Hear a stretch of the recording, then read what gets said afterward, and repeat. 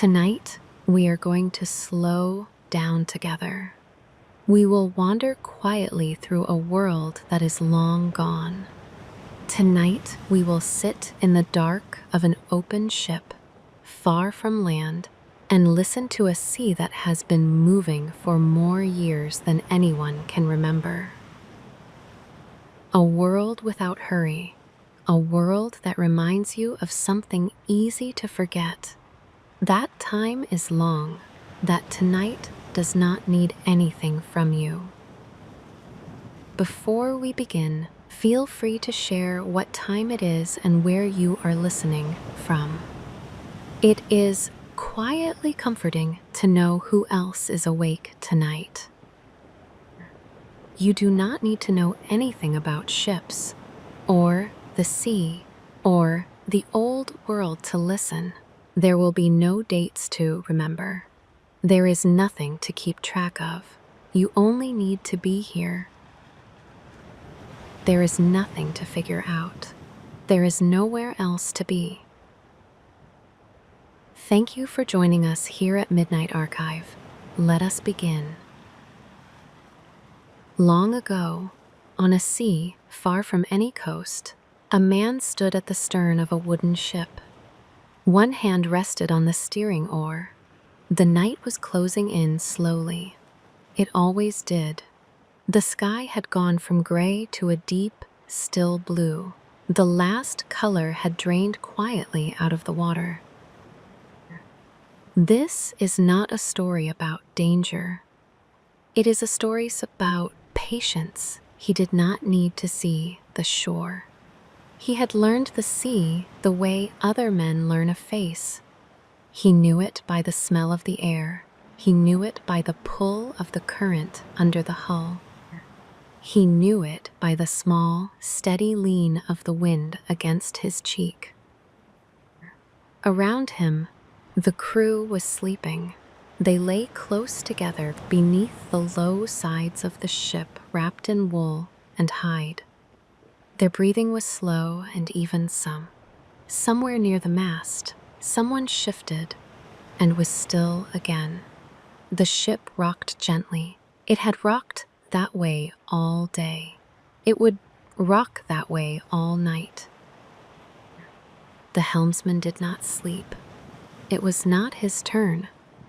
Later, another man would rise quietly and take the oar from his hands. He would lie down in the warm space left behind. Sleep would come easily, the way it always did after that watch. But for now, the sea and the sky belonged to him alone. He watched the stars come out, one by one, low over the black water. He knew some of them the way a farmer knows his fields. Not by name, by where they stood and what they meant for the hours ahead. One star sat low and steady above the ship's prow.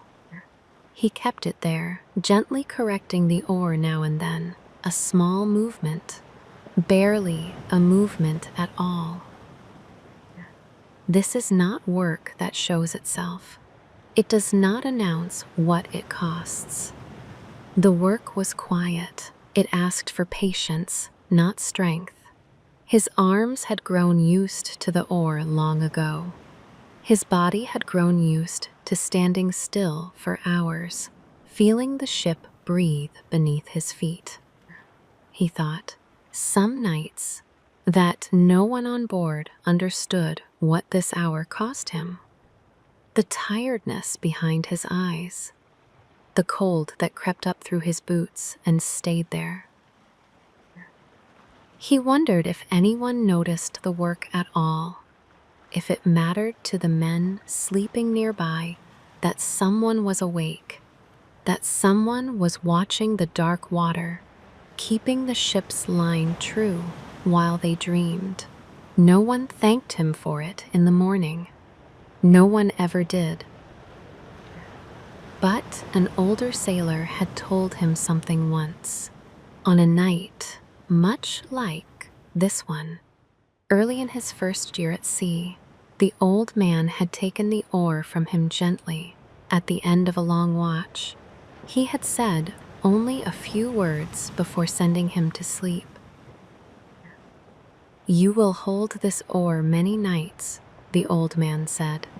"Most of them no one will remember. That is how you know the work is good.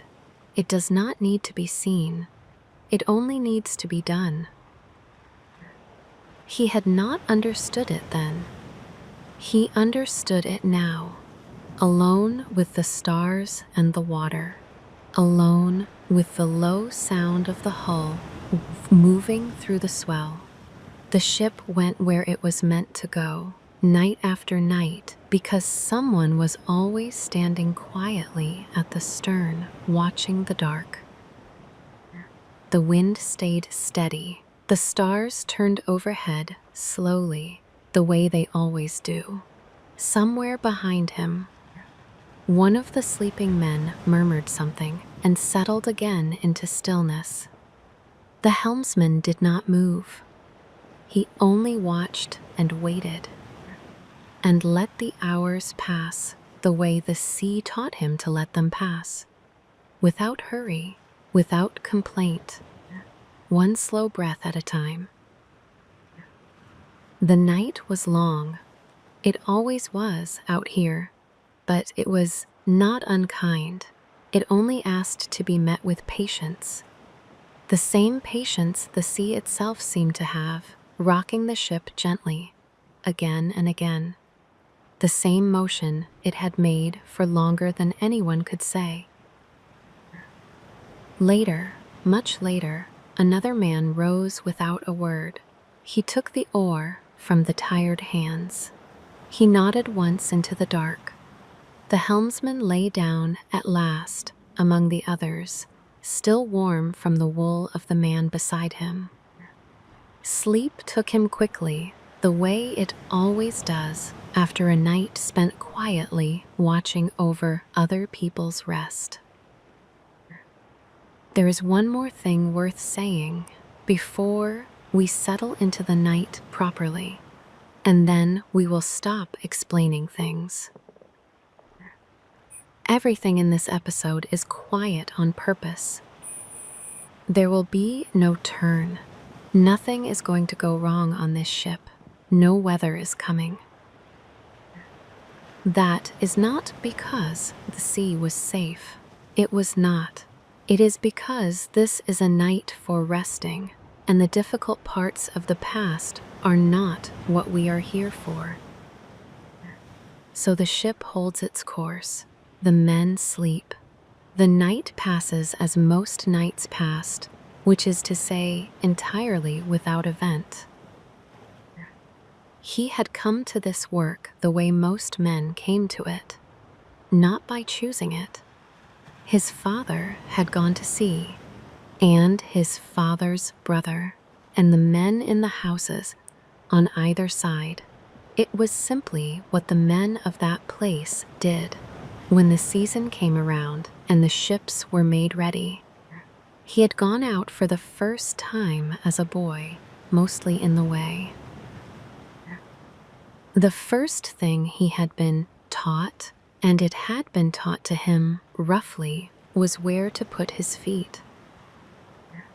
There is a way of standing on a moving deck, slightly wide, knees soft, weight low, never braced against anything that might move.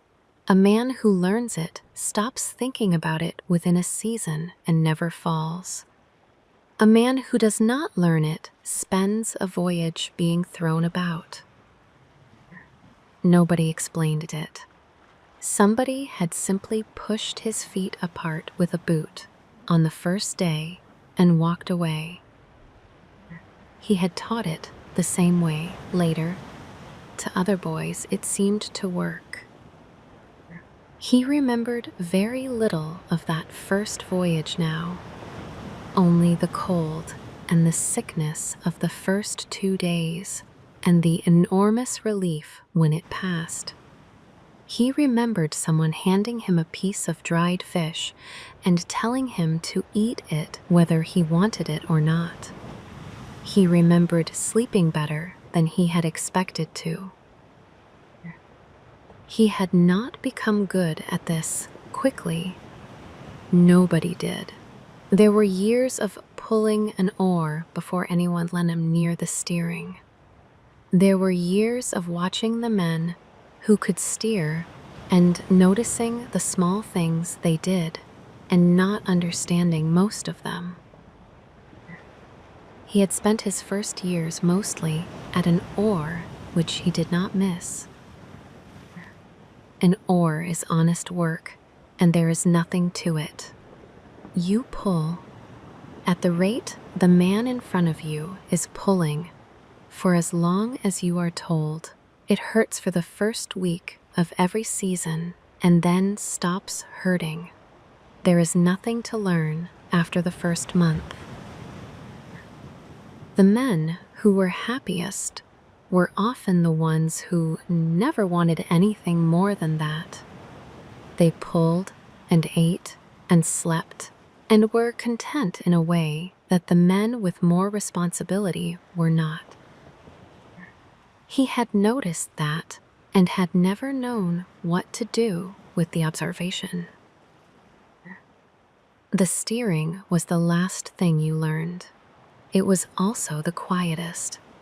A man at the oars works with his whole body and knows exactly what he is doing. A man at the steering oar works with almost nothing at all and has to know what the ship is doing, which is harder. He had spoiled a night once, early on. He had let the ship wander, slowly, over hours, without noticing. By morning, they were further off than they should have been, and it had cost most of a day. Nobody had shouted at him. The old man had simply taken the oar and stood there himself the following night and the night after and let him watch. That had been worse than shouting, and better. There had been another night later that he thought about more often. Nothing had happened. That was rather the point of it. It had been a clear night with a good wind, and everything had gone exactly as it should. And he had stood there for 6 hours and been almost happy, in a low, quiet way, and had not been able to say why. He had never mentioned it to anybody. There was nothing to mention. A man cannot say to another man that he had a good night at the steering oar and mean anything by it. But he had it. It had gone in somewhere and stayed, and on worse nights he had it to hold. He did not make that mistake again. He had learned the thing you cannot be told, which is that the ship wanders when you stop paying attention, and that paying attention for hours is a skill, not a virtue. The swell was coming from behind and a little to one side now. He could feel it lift the stern first, then run forward under the hull, then let the stern down again. It was regular. It had been regular all evening.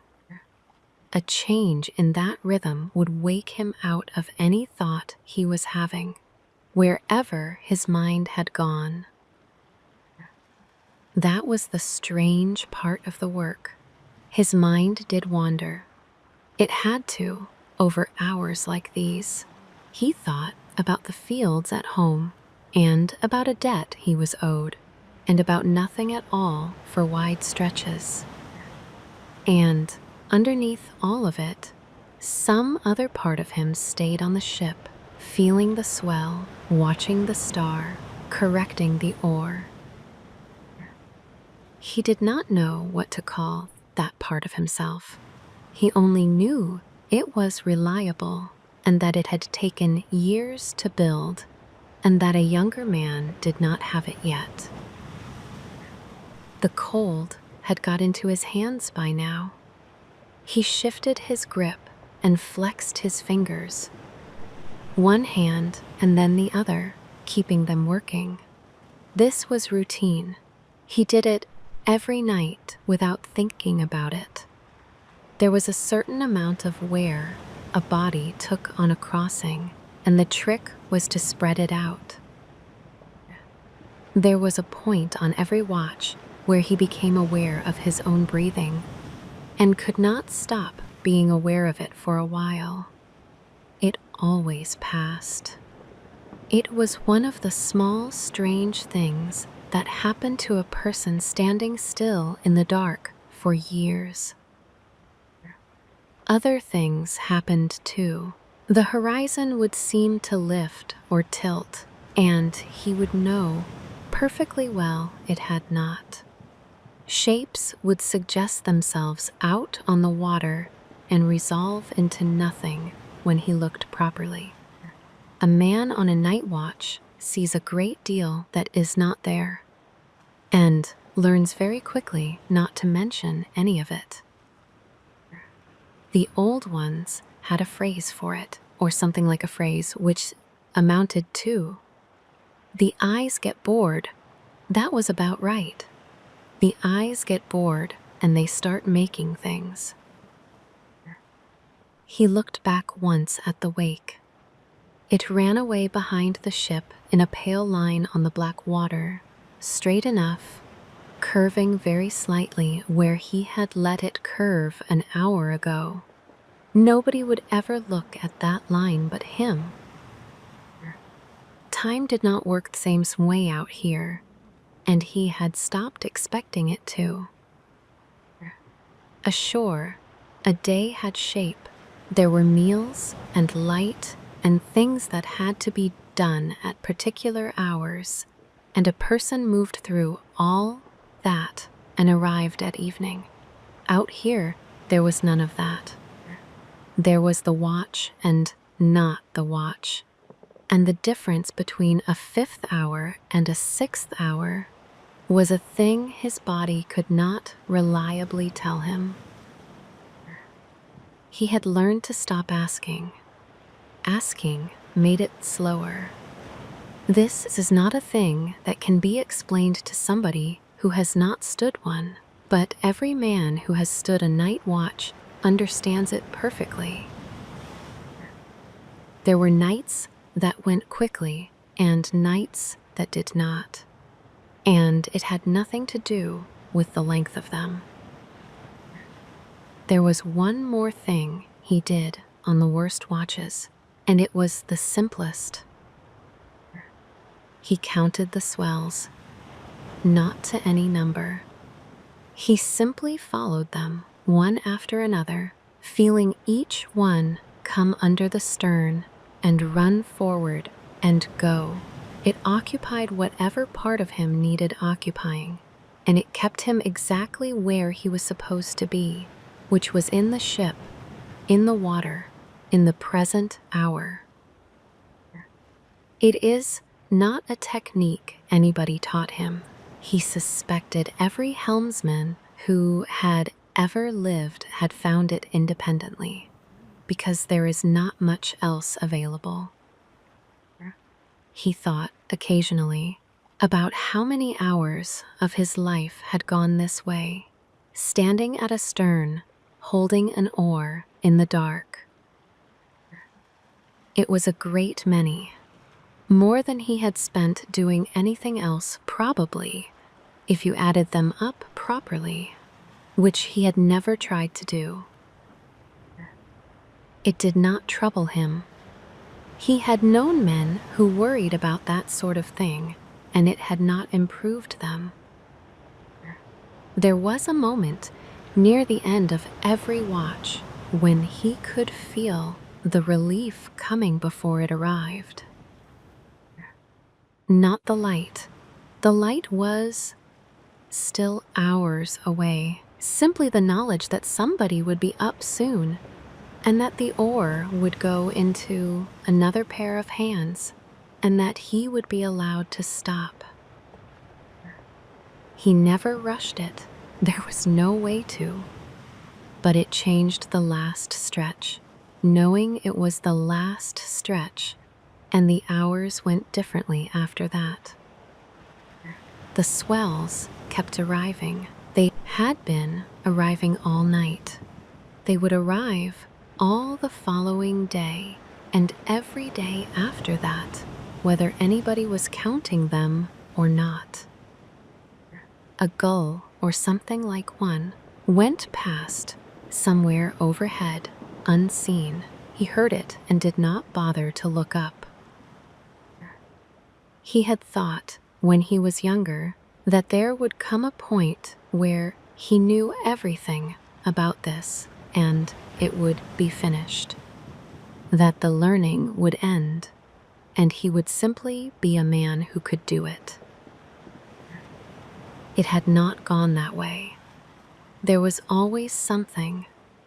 A crossing would go by and he would notice a thing he had never noticed. Some small behavior of the water near a particular headland, and he would file it away, and it would be useful once, years later, and then never again. That was the shape of it, not mastery. Accumulation. A man went on adding small things for as long as he sailed, and then he stopped sailing, and most of it went with him. Some of it went into other men first. That was the only part that lasted. The men slept on. One of them was a poor sleeper and turned over often, and he knew which one it was by the sound. Another one talked in his sleep, most nights in a low murmur that never resolved into words. That one was the youngest aboard. He had not talked in his sleep on the first crossing. He had lain awake instead. There were songs, or something like songs, though not tonight.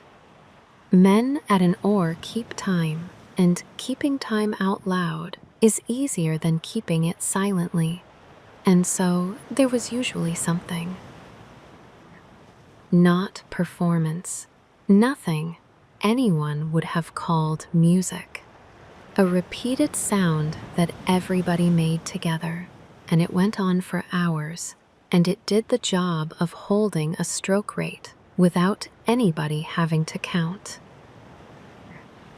It went quiet in the evenings. Nobody sang on a night watch. That would have been absurd, and it would have woken people, and there was nothing to keep time to. There was something in that, the helmsman thought, that a man goes from lying awake to talking in his sleep, and that this counts as progress, and that nobody remarks on it. There was a stretch in the middle of every night watch that had no shape to it at all. The first hours had the evening still in them. The last hours had the coming light. But somewhere in between, there was a long, flat middle where nothing happened and nothing was going to happen, and a man simply stood in it. He had learned not to resent that stretch. Resenting it made it longer. There was a way of standing in the middle of a night that let it pass, and it involved not counting and not looking for the dawn, and not asking himself how much was left. The old man had told him that too, in his way, not directly. He had simply never once seen the old man look impatient on a watch in all the years, and eventually the boy had worked out that this was a choice and not a temperament. The cold worked in a particular order, and he knew it by heart. Feet first always, then the hands, then the face, which did not matter much. Then, much later, somewhere in the 5th or 6th hour, the middle of him, and that was the one to watch. There was a point past which a man stopped shivering And that point was the one the old ones warned about. He had never been near it. He had seen a man near it once and had not forgotten. So he ate before a watch when he could, and he moved small movements all night, and he did not stand still in a wet cloak if a dry one existed. Simple things. Everybody knew them.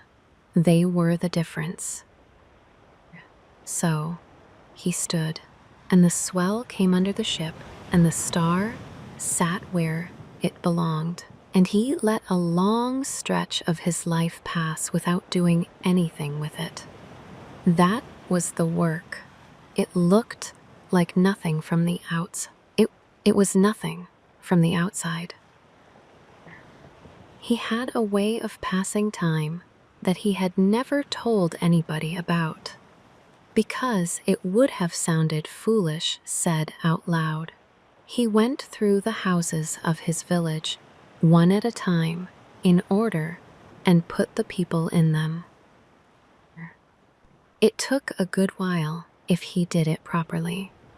There were more houses than a person would think, and some of them had changed hands, and he had to remember who was in them now, and not who had been in them when he was small.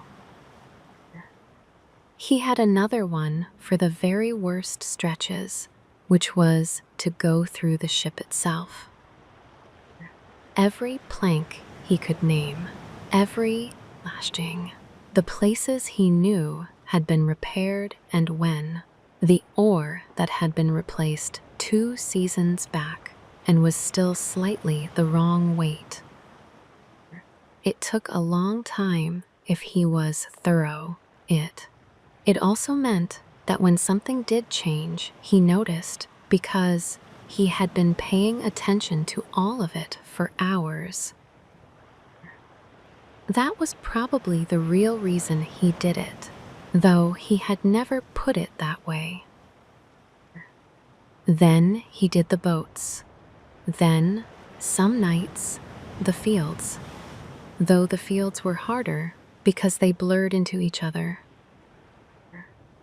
There was a stretch on some watches where he stopped narrating anything to himself at all. Not sleep. Nothing like sleep. He was aware of the ship and the star and would have caught any change instantly. But the part of him that usually kept up a running commentary simply stopped for an hour or more, and there was nothing in his head at all. Those were the best hours. He could not produce them on purpose. They arrived, or they did not. Afterwards, he never had anything to report about them. There was nothing in them to report.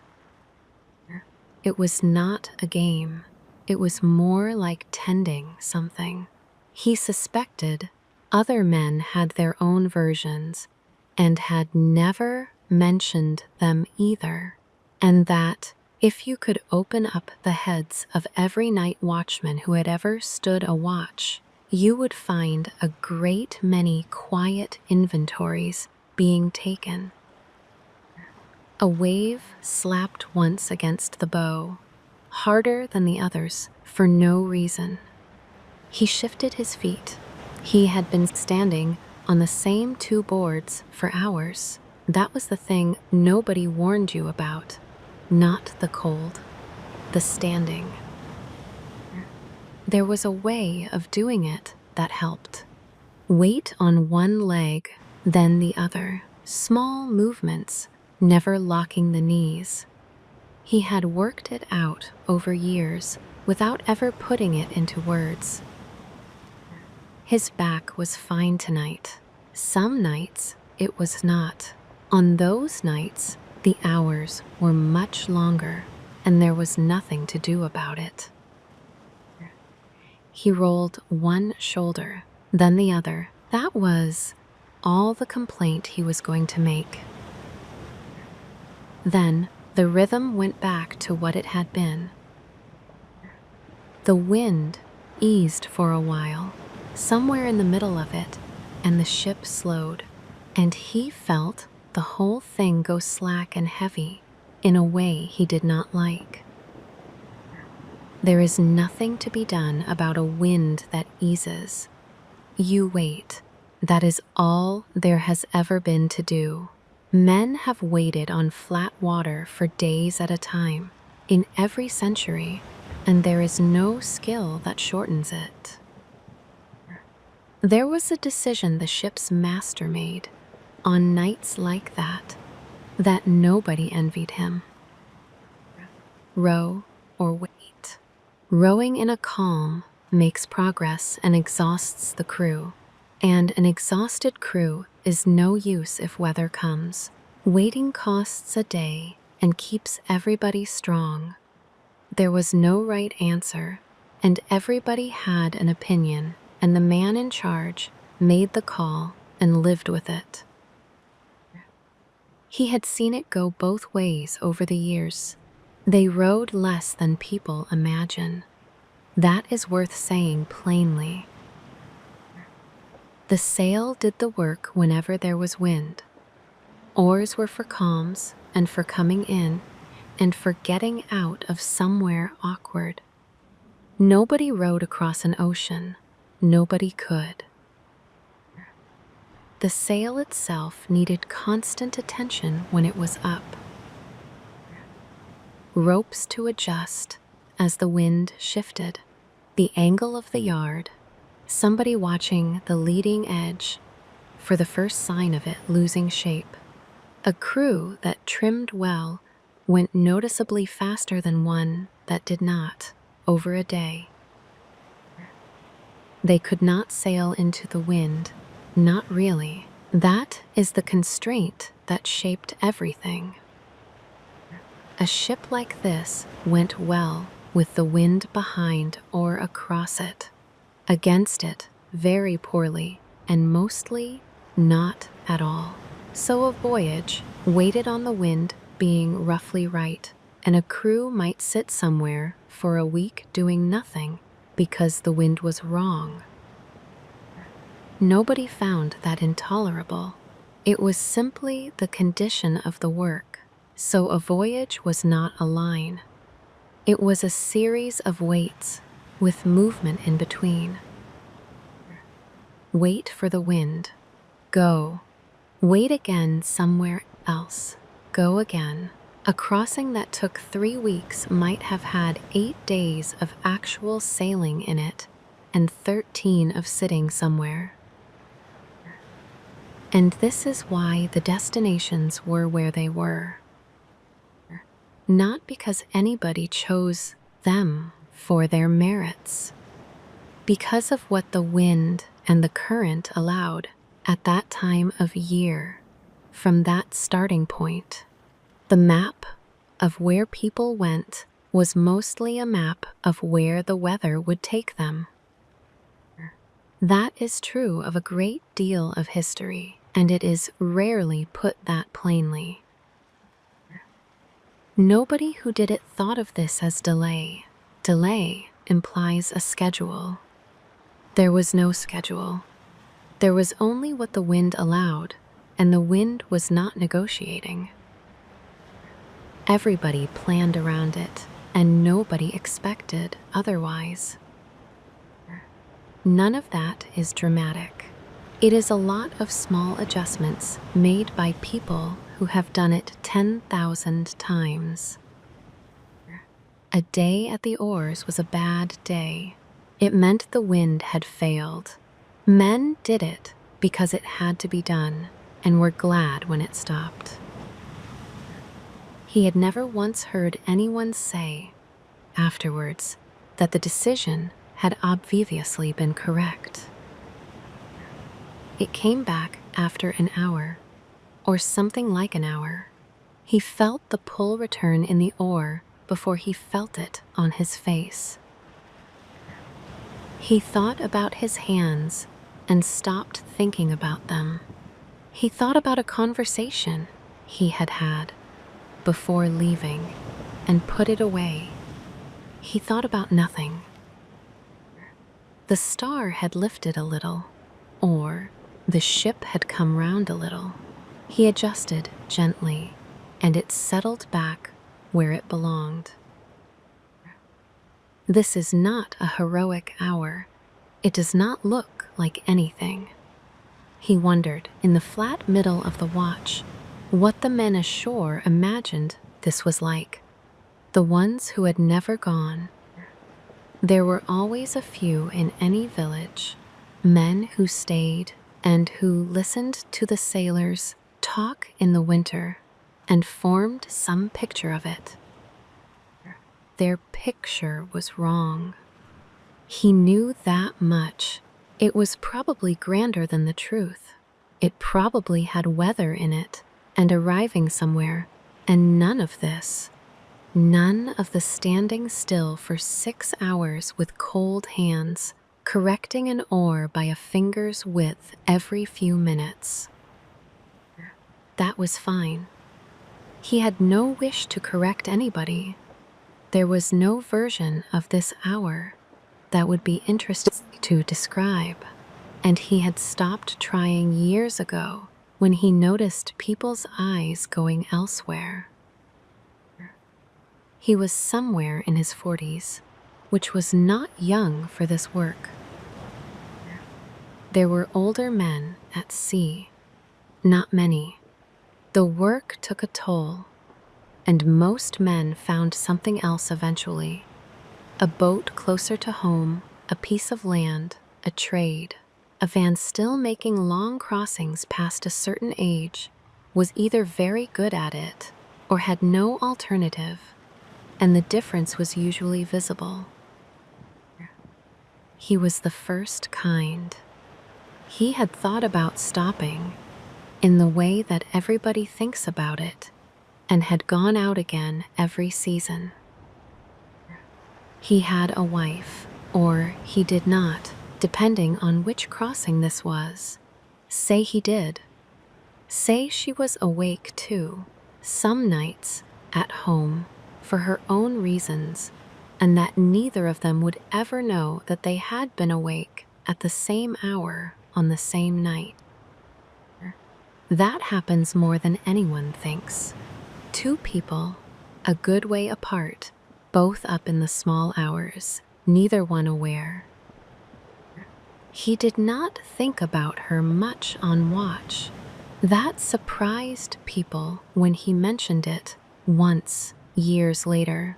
But the watch is not a place for that kind of thinking. The watch is a flat place. You keep the things that matter out of it, because 6 hours will wear at anything you bring in. He thought about her in the mornings instead. Over the first hour at the oar, when the work gave him something to hold on to. It occurred to him that the men asleep behind him were the only people in the world who would ever understand what tonight had been, and that none of them would ask, and that this was somehow the whole of it. The night went on. There was a great deal of it left. The ship sailed on. It did not need to be understood. It only needed someone awake. Let us wander somewhere else now, still on this same ship, still in this same long night, to a smaller and quieter corner of it. Beneath the low sides of the ship, where the wind could not quite reach, 2 men lay close together inside a single bag of stitched hide.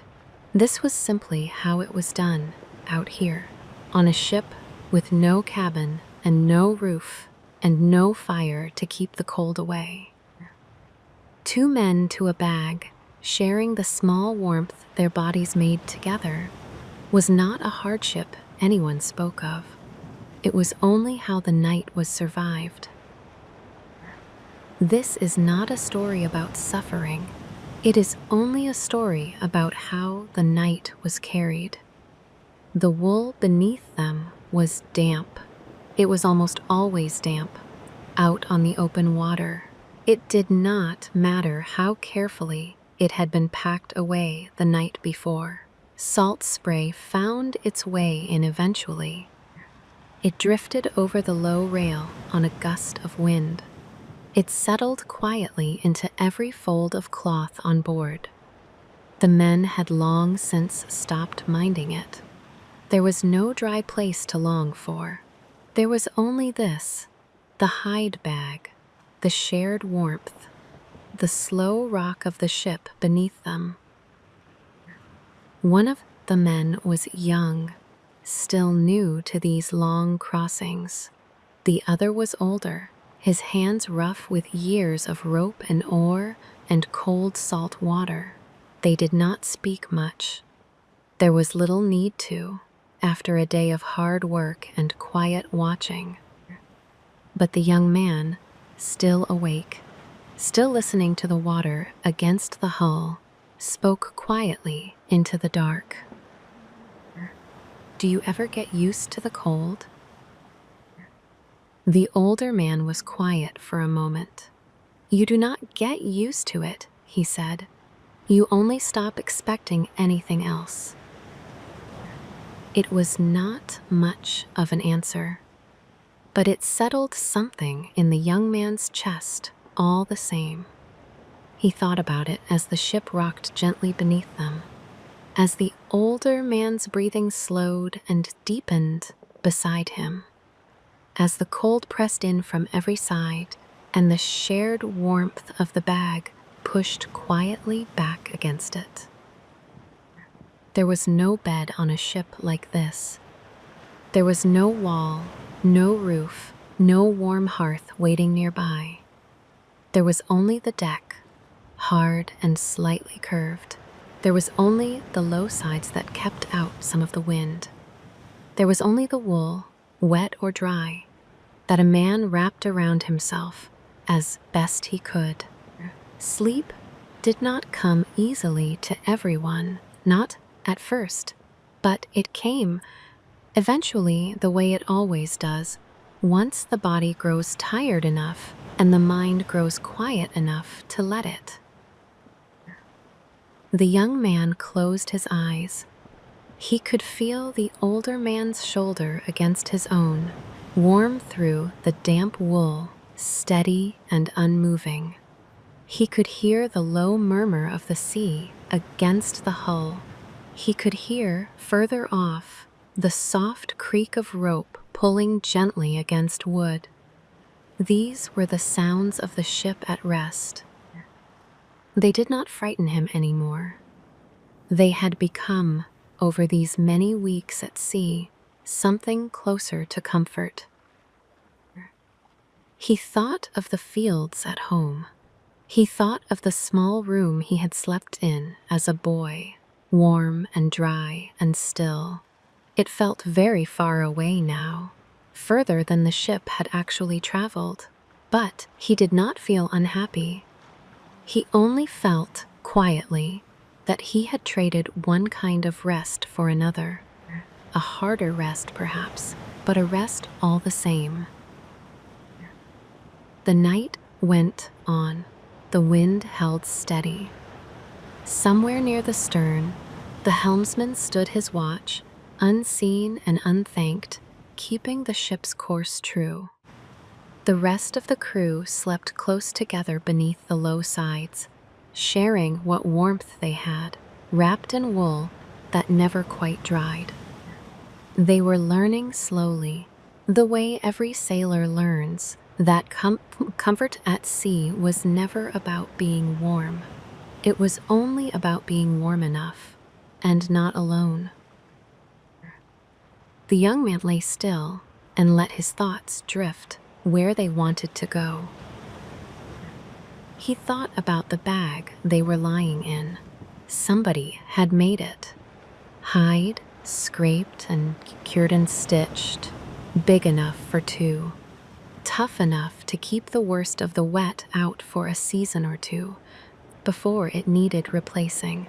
It had a smell. Everything on a ship had a smell, and after enough days, you stopped noticing any of them. He wondered whose it had been before. Bags like this were not new.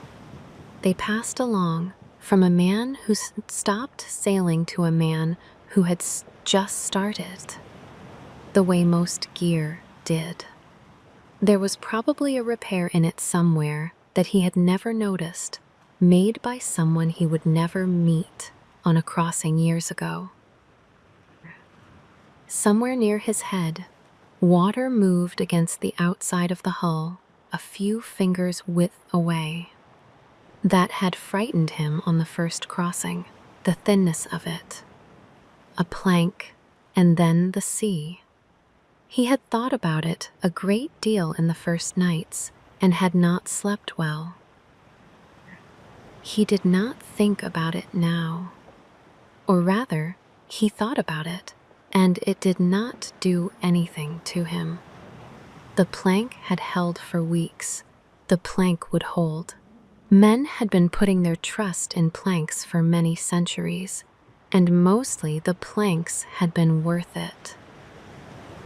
That was, he was beginning to understand most of what this life asked. Not courage exactly, something duller and steadier than that. A willingness to lie down on a moving floor, in the wet, in the cold, and go to sleep, because tomorrow there would be rowing to do, and a body that had not slept is no use to anyone. There was a wet patch under his hip. He shifted a little and found it was wet there too. He stopped bothering. Above him, past the low side of the ship, he could see a narrow band of sky. There were stars in it. They moved slowly as the ship rocked, sliding across that band one way and then the other. It was, he had discovered, one of the better things about sleeping out here. You could not do this at home. He had learned to tell the men, apart by sound in the dark, which had taken about a week and then become permanent.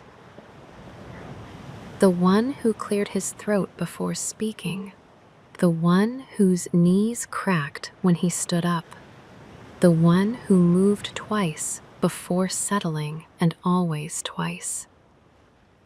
There was very little privacy, none really. Everything a man did, he did in front of the others, eating, sleeping, everything else. A crew of that size in a boat of that size has no corners. You would think that would be hard. It was for about a week. Then it stopped mattering entirely, and men who had been strangers became something else without anybody deciding it. There were arguments, of course. In a space that size, over that many weeks, there were always arguments. They were almost never about anything. Somebody had moved something. Somebody had taken a moment too long at the water barrel. Small things made large by tiredness and proximity. Somebody was always the one who diffused things. Every crew had one of those too. Not the leader. Usually somebody unremarkable who would say something dull at the right moment and turn the whole thing into nothing. It was a real skill, and nobody ever called it that. Nobody sang much on that crossing after the first week. That surprises people. The songs went early, along with most of the talking. By the third week, a crew could go most of a day exchanging almost nothing, and this was not tension. It was simply that everything had been said, and the effort was not worth it. There were wide stretches where nobody was even looking at anything. Men at rest on a ship look at the deck, mostly, or at nothing. There is not much to see. The sea does not change appreciably from hour to hour, and after the first days, nobody watches it. That surprises people who imagine crews gazing out at the ocean. Almost nobody gazed at the ocean. They had seen it. It came back at the end. On the last day, with land in sight, men talked again. The crews that lacked one had a much longer voyage, and they burned out fast because there was nowhere to take an argument. You could not walk away. You had to sit next to the man an hour later and pull the same oar. That is a useful pressure. It made people finish things quickly. That is not friendship exactly. It has no name. It ends when the voyage ends and starts again the next season. Nobody had told him to learn this. He had simply learned it the way anyone learns the sounds of a house. The bag they shared had a way of being warm in one spot and cold everywhere else, and the trick was arranging yourself so the warm spot was somewhere useful. That took a few nights to work out. After that, it was automatic. Two men could settle into a shared bag in the dark, without a word, each knowing exactly where the other was going, in about the time it takes to lie down. There was a particular arrangement for the coldest nights, which involved everybody moving closer together than anyone would have chosen otherwise. Nobody proposed it. It simply happened, gradually, over the course of a bad night, as men shifted in their sleep toward whatever warmth was available.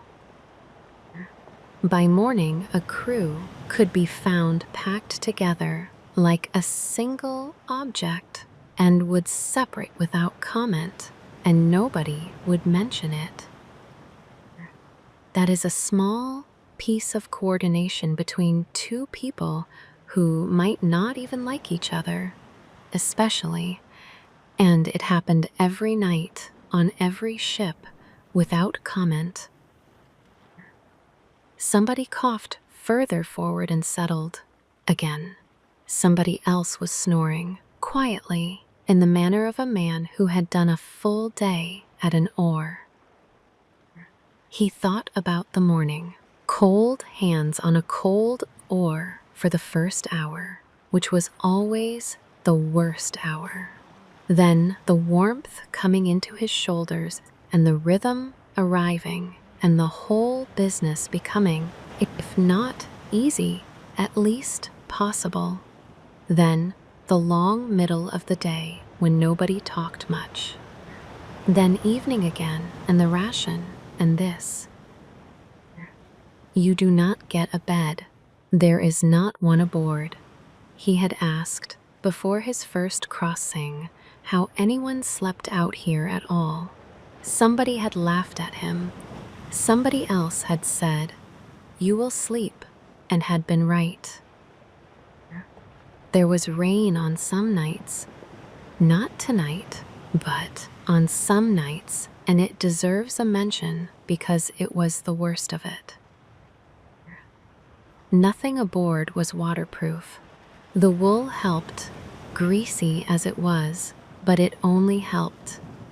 A long rain got into everything and stayed for days after, and there was nowhere to go and nothing to do but lie under it and wait for morning and then row in wet clothes. Men slept through it anyway. That is the thing about the body that nobody believes until they have done it. The body settles for whatever it is given, eventually. That was the discovery. Not that the ship became comfortable. It did not. But that after enough days, the ship became normal, and a person can sleep in almost anything that has become normal. They were never entirely alone out there, either, which people find surprising. They talked about food constantly. Every account of every long voyage in every century comes back to this. Not about being hungry, about particular meals. A man would describe something his mother made in detail, at length, and everybody would listen, and then somebody else would describe something else. It was not unkind to anybody. It was oddly comforting. Men who had eaten nothing but dried fish for 3 weeks found real pleasure in the description of bread, and this is apparently a permanent feature of human beings in difficult places. There were birds a good way from land, sitting on the water or going past at height. There were fish, sometimes, moving under the hull in numbers. Once or twice a voyage, something larger, seen briefly, and discussed for days afterwards, with a good deal of disagreement about the size of it. The sea was not empty. It only looked empty. That was worth remembering on that crossing, and men did remind each other of it in a roundabout way by telling the same stories. There was a man aboard who slept sitting up against the mast every night by choice. There was another who could not sleep at all unless he was on the windward side, and nobody knew why, and he was allowed his spot because these things get allowed on a small ship. There was a third who fell asleep the instant he lay down and was widely resented for it. There was an order to how people lay down too, though nobody had ever said it. It had simply arrived over the first week and then never changed for the rest of the voyage. The same men next to the same men, the same corner for the same person. A man coming off watch went back to his own place, even in the dark, even half asleep, and found it empty because it was his. Nobody had much in the way of possessions aboard. A man's things fit in a bag, and the bag was small. There was a particular kind of tiredness that built up over a crossing and never quite cleared. It was not the tiredness of a hard day, which sleep fixes. It was the other kind, the one that comes from weeks of sleep that is almost enough but not quite, and it accumulated slowly and made men slower and quieter as the voyage went on. And there was a particular hour in the afternoon when the whole ship went slack.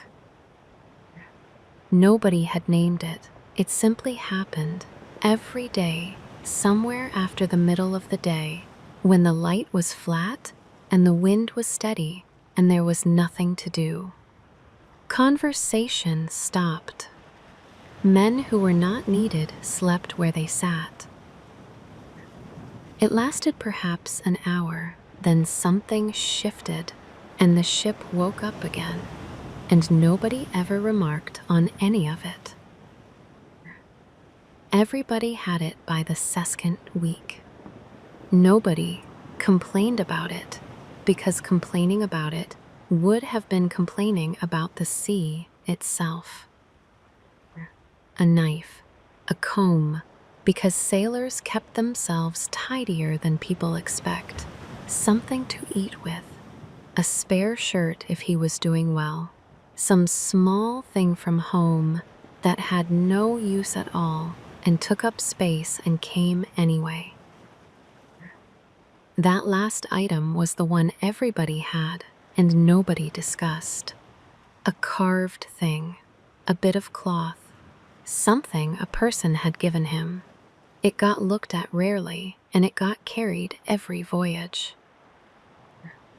It sounds like a small thing on a crossing of weeks, in a space that size.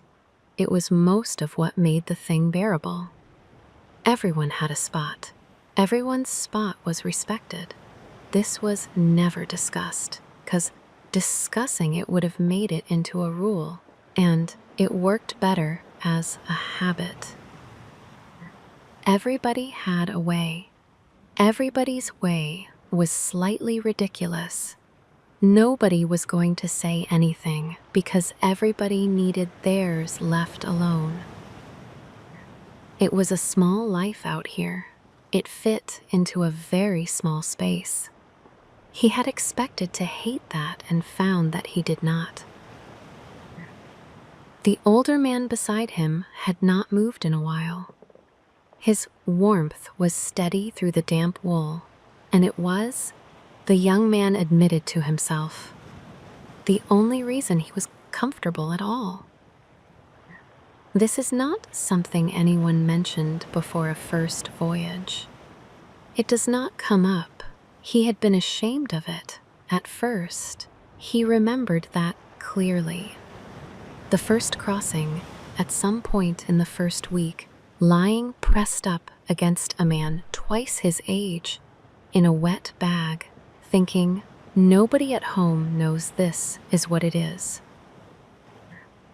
He had built up some other idea of what going to sea meant from listening to men talk in a hall in the winter. Nothing in what they said had prepared him for the ordinary indignity of it. There had been a day in that first week when he had decided he would not go again. He remembered it very clearly. He had been wet for 4 days and cold since the first hour, and he had made up his mind with the particular certainty of a person who is thoroughly miserable. He had gone again the next season. Everyone did. That was the strange part. Something about the crossing does not survive being ashore. The cold does not come back to you properly once you are warm. The details go. What is left, by the time the season comes round, is something quite different and much better than the thing itself. And a man packs his bag on the strength of it. But the shame had gone faster than he expected. It went the first time he was properly cold, and the man beside him was the only warm thing within 100 miles of open water, and he understood in a wordless way that this arrangement was not a humiliation but a piece of equipment, like the sail or the oars. After that, he stopped thinking about it. Everyone stopped thinking about it. It was simply how a crew got through a night, and it had been how crews got through nights for as long as there had been crews. There was nothing dignified about it. 2 grown men in a hide bag pressed together for warmth, wet through on the floor of an open boat. Nobody sang about this part, but it was the part that got a crew across water, night after night, and everyone aboard understood that perfectly well and never once mentioned it. The old man's breathing had gone deep and even now. It was the rhythm of a man long used to sleeping wherever sleep could be found. The young man let his own breathing slow to match it. The cold did not go away. It only mattered a little less now, pressed close against another sleeping body. rocked gently by a sea that did not care whether a man was comfortable, only that he endured quietly, the way sailors always had. Let us wander somewhere else now, still within this same night, to an earlier hour when the sea first taught this young man how little he understood it. Picture a young oarsman on his first voyage. He lay awake beneath the low sides of the ship, unable to sleep. It was not fear that kept him awake. It was the motion. The ship rose and fell again and again in a rhythm his body had not yet learned to trust. This is not a story you will find written anywhere. It is only a small moment, the kind that happened many times on many ships to many young men making their first crossing. But it is true to the shape of things. He lay very still, listening to the water against the hull. Somewhere near him, an older man was awake too, mending a length of rope by feel in the dark. The old man had made this crossing more times than he could count. He barely noticed the motion anymore. "You are fighting it," the old man said quietly, without looking up from his work. The young man did not answer at first. He did not know what there was to say. "The sea rocks you the same way it rocked your father," the old man said. "The same way it will rock your son. If you have one, let it." It was such a small thing to say, but the young man closed his eyes, and instead of bracing against the motion, he let his body follow it, up and down slowly. The ship's rhythm became, for the first time, something closer to comfort than threat. He did not fall asleep quickly, but he stopped fighting the ship. That was enough for one night. He lay there a good while, following the motion instead of fighting it, and found that the ship was doing something quite regular. Up and a pause, and down and a pause. It was not random. It had a shape. Once he had the shape of it, his body stopped bracing for a movement that was not coming. That was the whole trick, he realized later. Not courage, just learning what was actually happening instead of what he was afraid was happening. "Better," said the old man, without looking over. The young man did not ask how he knew. The old man had probably heard his breathing change. Men who spent their lives on small ships in the dark learned to read a great deal from very little.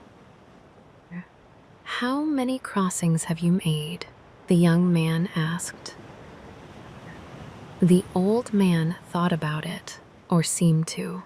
"I stopped counting," he said. "It was a foolish thing to count." "Why?"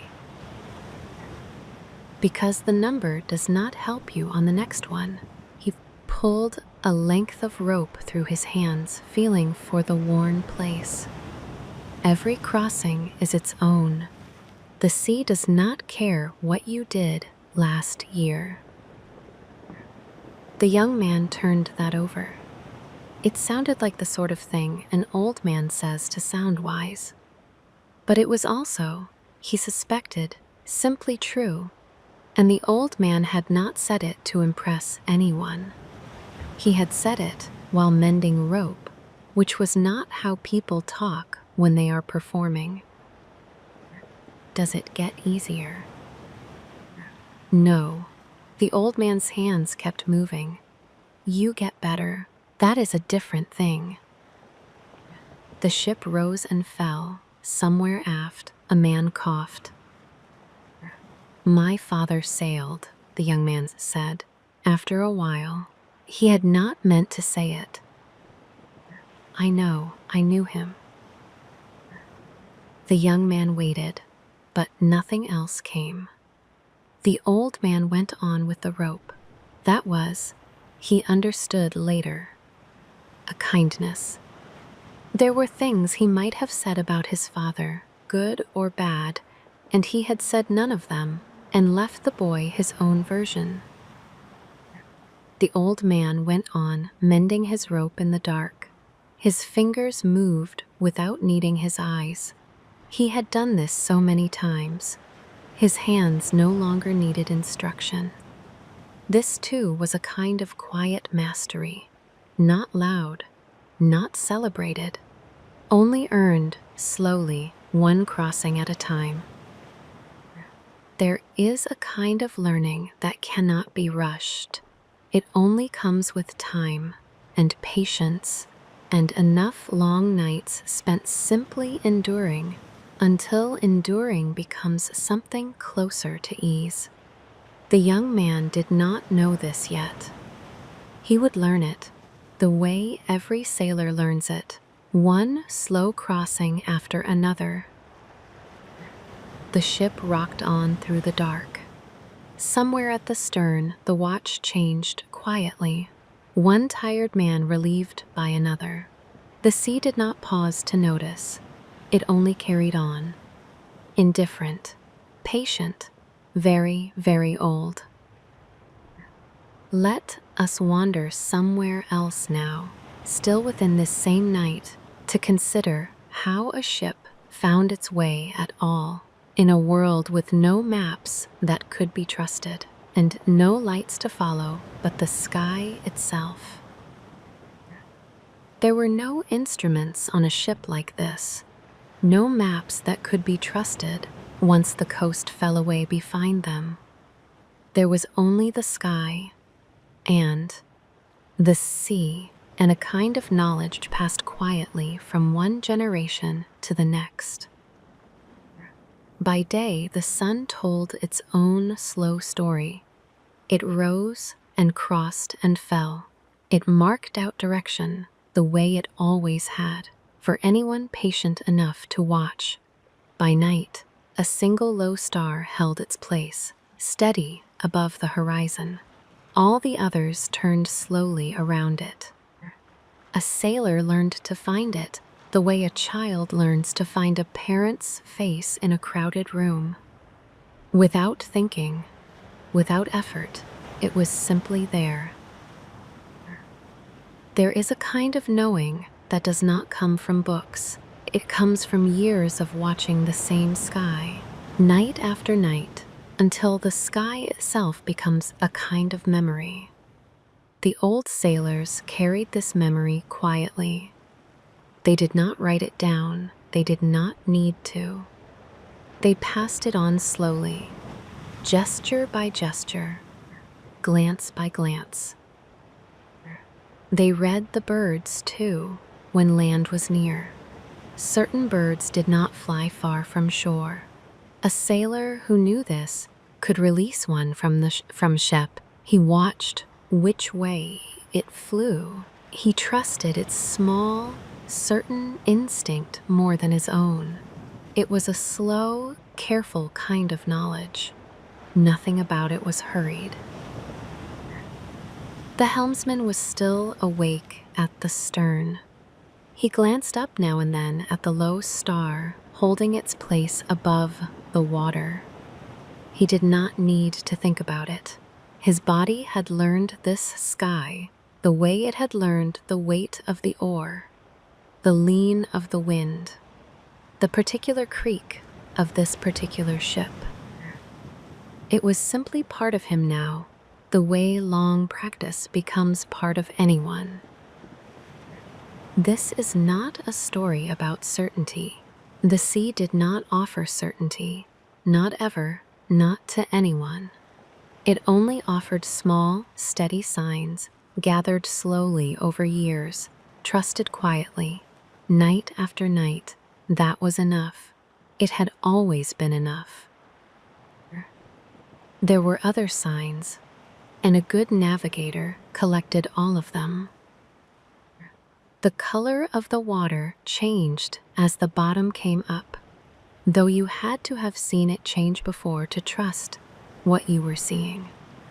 The swell felt different near a coast, shorter and more confused, pushed about by land it had run into somewhere out of sight.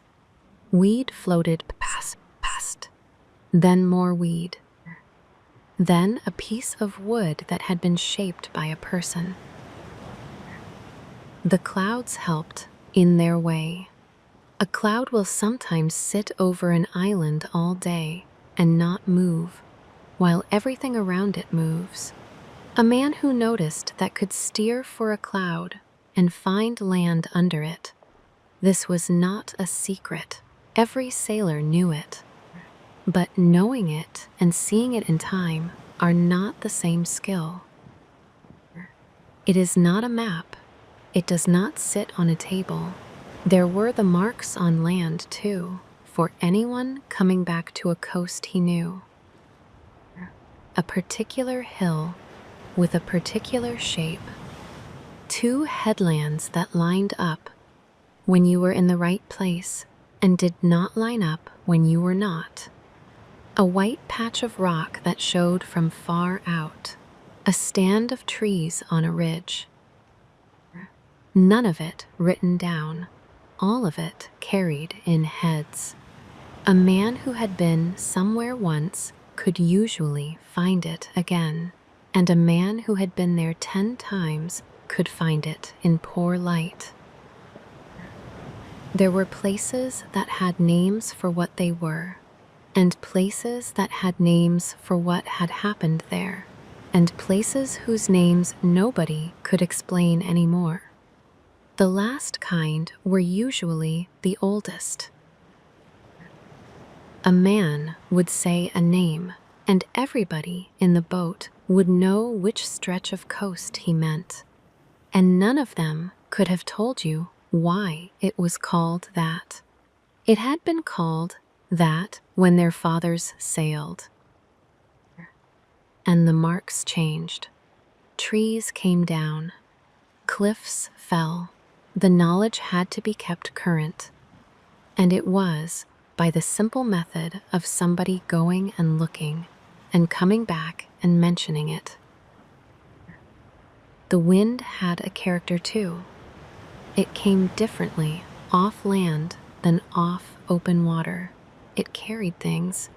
A man could go weeks without smelling anything but salt, and then the wind would shift, and there would be something green in it, and he would know without being told. None of this was taught in the way things are taught now. There was no room where you sat and learned it. There was only a boy in a boat next to a man who had been doing it for 30 years, watching what the man looked at and when. The old ones did not explain much. They pointed sometimes. They said, "Look at that," and did not say what about it. And the boy would look and see nothing, and look again on the next crossing, and the one after that, and eventually see it. This was slow. It was also, apparently, the only way it worked. Some of what they knew was probably wrong. It is said in the old stories that certain crews carried birds aboard to release when they thought land was near. Whether that was common or rare, nobody can now say with any certainty, but the habit of mind behind it is clear enough. You gathered every sign you could, and you weighed them against each other, and you did not stake everything on any single one. There is one more thing about this kind of knowledge, and it is the part that gets forgotten. This is not a trade secret. It is not anybody's property. It was shared, not written, not owned, not kept back. A man who knew a coast told the men who did not, because next year he might be the one on an unfamiliar shore. The whole system ran on the assumption that knowledge was passed along and that a man who hoarded it was a fool because the sea would eventually put him somewhere he did not know. And the mistakes got passed along too, which is the part nobody likes to mention. Somebody had believed something wrong about a current once and told it to somebody, and it had gone on being told for years before enough people found out the hard way that it was wrong. Then it stopped being told. That is how it corrected itself, slowly, at some cost. They must have been wrong about a great deal that we will never know they were wrong about. That is the honest position. What survives is what worked. There is a decent argument that the most important thing they had was not any particular technique, but a tolerance for waiting. A crossing was mostly waiting. Waiting for wind, waiting for weather to pass, waiting out a fog, waiting for a coast that was taking longer than expected to appear. A crew that could not wait made bad decisions and got into difficulty. A crew that could wait usually got there. It is not a skill anybody would put on a list, and it was probably the whole of it. The methods that got people home got repeated. The ones that did not, mostly did not get repeated, and the people who used them did not always come back to explain. That is a hard way to build a body of knowledge.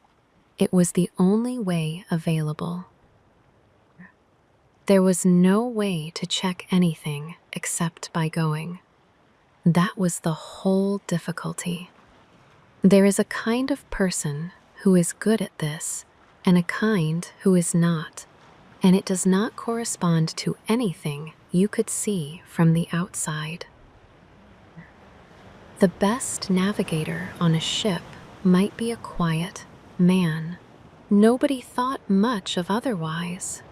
Being good at it required patience and a memory for small things and a willingness to be uncertain out loud. And none of those are qualities that make a man impressive in a hall. And there was a whole other body of knowledge about weather, which was even less certain and even more useful. The look of the sky at evening. What a certain kind of high cloud meant a day later. The way a swell arriving from a direction with no wind behind it meant there was wind somewhere out there, and it was coming. Fog was the one that everybody disliked most, and it is worth a word. It took away every sign at once. No sun, no stars, no coast, no birds worth reading. A crew in fog had only the swell and the wind direction, if there was any, and the memory of where they had been an hour ago. The usual response was to do very little. Slow down, wait. Listen, because sound carries strangely in fog, and a coast can sometimes be heard when it cannot be seen. There was no cleverness available, only patience again. A man who read that well could keep his crew out of a great deal of unpleasantness. A man who read it badly got wet more often. It was not magic, and it was not always right, and everyone understood it was not always right. There is a fair amount that they simply guessed and knew they were guessing. A crossing had a point where the coast behind was gone, and the coast ahead had not arrived. And in that stretch, nobody knew precisely where they were. They knew roughly. Roughly was what was available. Everybody aboard understood this, and nobody found it alarming. It was the ordinary condition of the work, and the alternative, staying home, was not attractive to men who had already decided to go. A crossing that went wrong usually went wrong slowly. That is worth understanding. Not a single moment. A gradual accumulation of being slightly off over days, until the coast that should have been there was not there. Then a decision about which way to turn, made on poor information by tired people. Most of the time it came right. The coast turned up a day late, somewhere unexpected, and everybody was quietly relieved, and nobody made anything of it. They found out where they were when land turned up. That was the method. Crews knew who theirs was. That was all that mattered. A wrong idea and a right idea look exactly the same in a hall in the winter. They only separate out on the water. So, it accumulated, slowly, over generations, nobody's name attached to any of it. 100 small observations, each one made by somebody, refined by somebody else, corrected by a third, until there was a body of knowledge about a stretch of ocean that no single person had built and every sailor carried. That is how most of what people know got made. Not by anyone in particular, by everyone slowly giving it away. There was no certainty in any of it. A man could read every sign correctly and still be wrong, because the sea gives no guarantees to anyone. What the knowledge bought was not certainty. It was odds. Better odds than a man who knew nothing. That was all. And out here, that was a great deal. Somewhere above the ship, the stars continued their slow turning, indifferent to the small wooden vessel moving beneath them, indifferent to the tired men sleeping in its hold, indifferent and patient. The way the sky has always been. Let us wander somewhere else now, closer to the ship itself, to a stretch of quiet with no person in it at all. Only the vessel breathing gently in the dark. There is a kind of stillness that has nothing to do with a person. It belongs only to the ship itself, resting on the water in the dark. The overlapping planks along the hull flexed gently with each slow swell, the way they had been built to flex, wood answering water, the way it had for longer than anyone could remember. A hand resting on the rail would have felt it. A small give and a small return, again and again without hurry. The rigging held taut against the mast. Rope creaked softly whenever the wind shifted. A low sound, almost a voice, almost nothing at all. The sail lay furled and quiet, bound close, waiting for morning.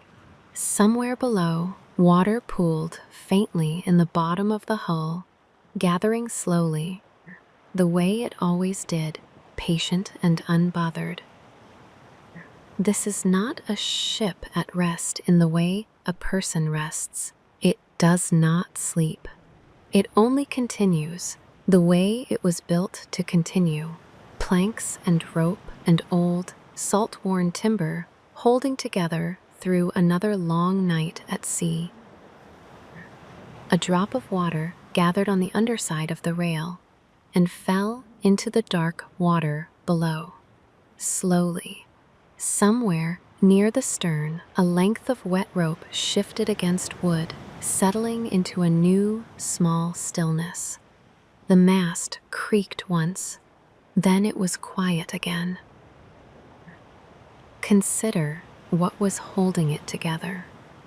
Not nails, mostly. Not in a hull like this. The planks were fastened to each other, and the frames were lashed in, and the whole arrangement was meant to move. A rigid ship of this size would have worked itself apart in a season. This one flexed instead, and gave and came back, and by giving, held. That is a very old idea. It is older than any of the men aboard.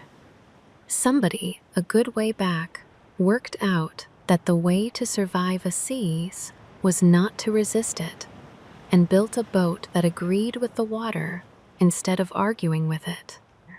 Every ship like this one was a copy of that idea, changed a little each time, passed down by men who mostly could not read. The wet was everywhere in it. The wood had been wet for weeks. It would be wet for weeks more.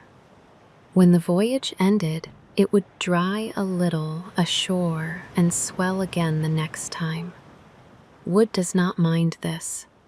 Wood has been doing this since there were trees near water. Somewhere low in the hull, a small amount of water had gathered, as it always did. Nobody was bailing at this hour. There was not enough to bother about. In the morning, somebody would take the scoop and clear it in a few minutes without commenting on it. The mast sat in its block and leaned very slightly with each roll, and the standing rigging took the strain and gave it back. A rope under tension is never entirely still. It hums faintly when the wind is right. It was not the right wind tonight. It only creaked. It is a strange thing to think of a ship as something that breathes. But out here, in the dark, with no one watching closely, it is easy to feel it. The slow rise and fall of the hull on the swell. The soft give of old wood under strain. The quiet, steady rhythm of something built long ago by careful hands to hold together through nights, exactly like this one. This is not silence. It is not stillness either. There is a particular quality to a thing that is working properly and being ignored. Most of the world is like that. Most of the time. The ship was like that tonight. Nobody was thinking about the mast. The mast was fine. Nobody was thinking about the rigging, or the rudder fastening, or the way the strakes met at the bow. All of it was holding, and because all of it was holding, none of it was in anyone's mind. That is what good work earns. Not attention, absence from attention. A thing that is noticed is usually a thing that has gone wrong. The bilge water shifted a little as the ship rolled. It was not much. It never was on a well-kept hull, and this one was well-kept. There was a smell to it, old water and wood and whatever had got into it over the weeks. Nobody minded. It was one of the smells of being aboard, and by now none of the men could detect it at all.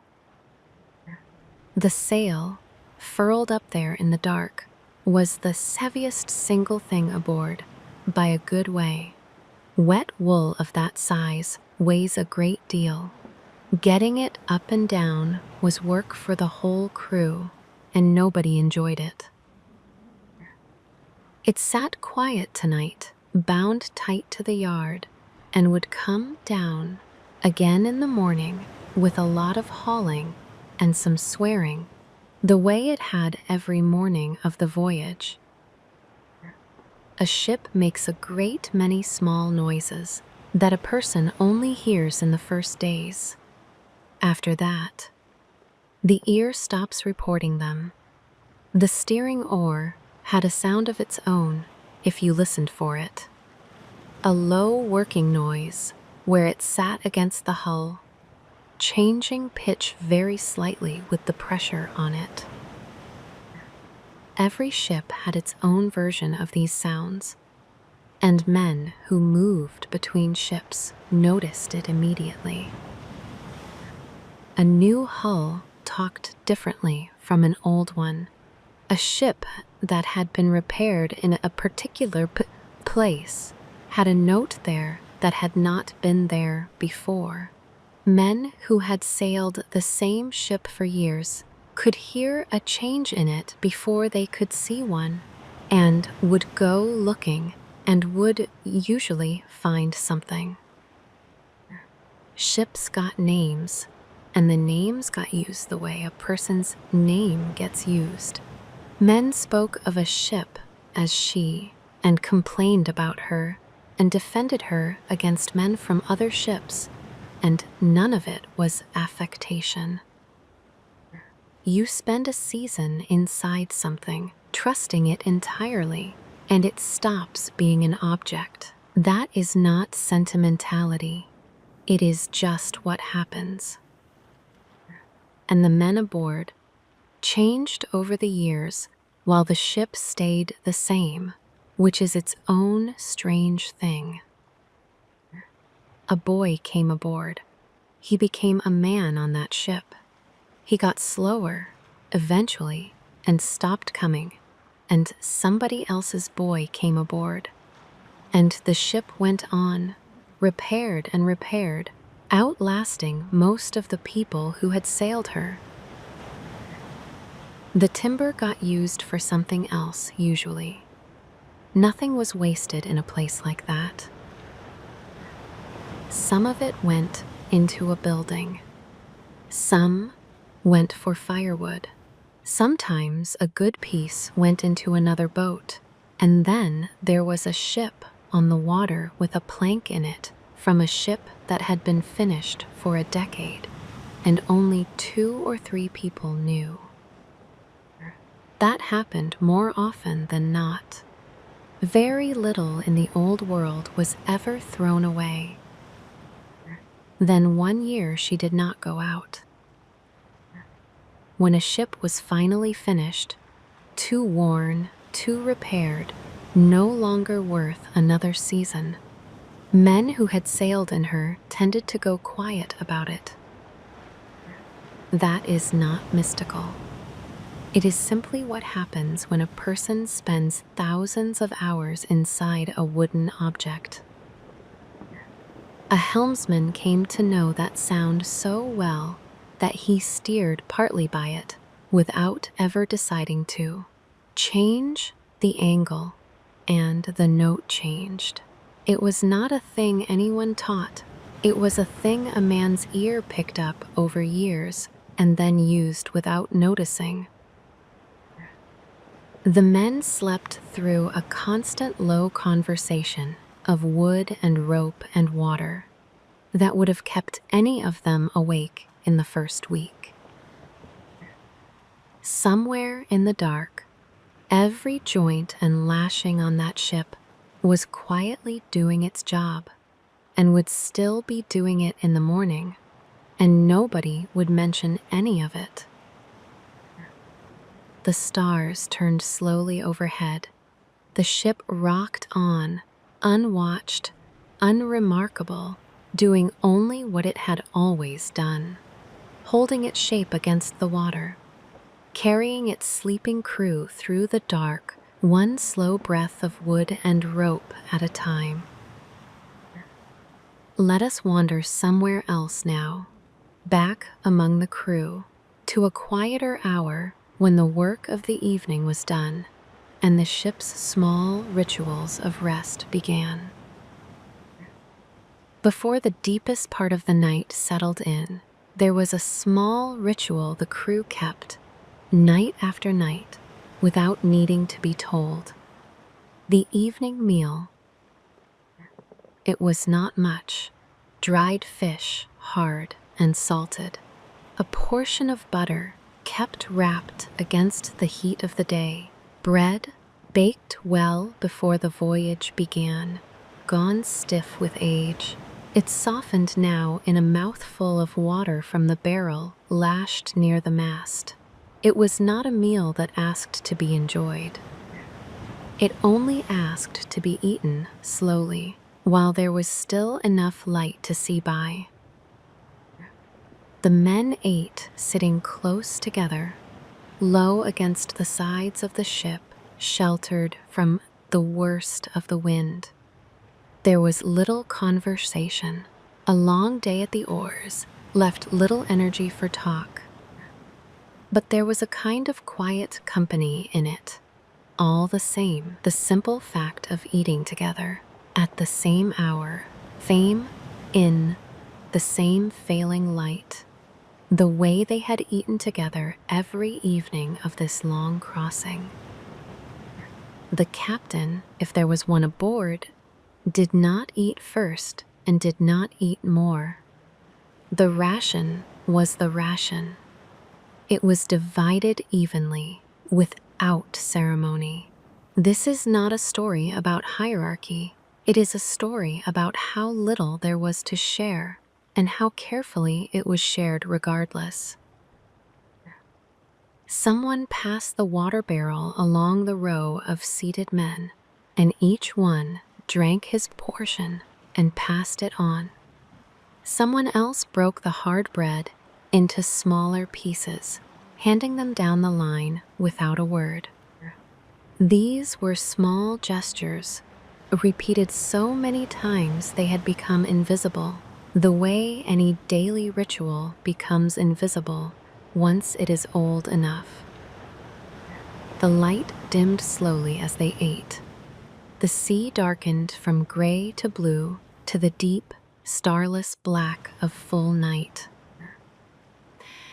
By the time the last piece of bread had gone around, the first watch was already gelati, settling into place at the stern, and the rest of the crew was beginning to arrange themselves for sleep, wrapping wool tighter, finding the small, warm spaces beside one another that the night would require. A word about the fish, since it mattered more than anything else aboard.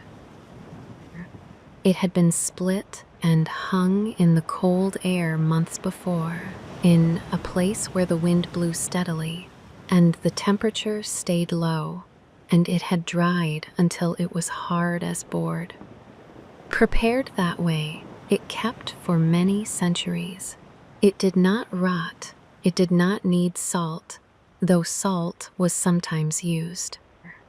It simply stopped being perishable and became a thing you could stack in a hold and forget about. It was not pleasant to eat. Everyone was clear about this. It had to be beaten or soaked or simply gnawed at patiently by a man with good teeth and time to spare.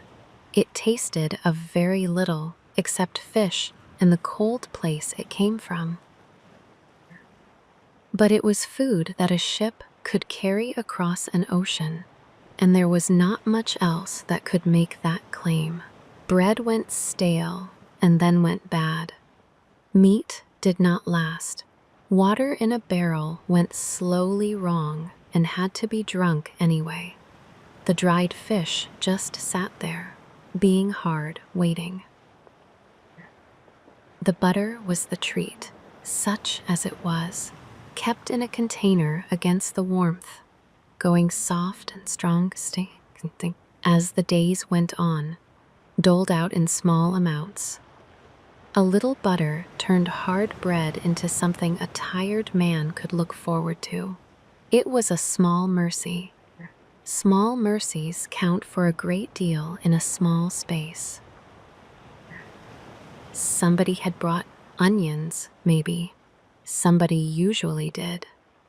And there would be something in a jar that had come from home, and it would be finished in the first week and missed for the rest of the crossing. They ate with their hands, off nothing, sitting on the thwarts or on the coiled rope. Nobody washed anything much. There was a way of doing this that everyone had learned without discussing it, and it was efficient, and nobody wasted a crumb.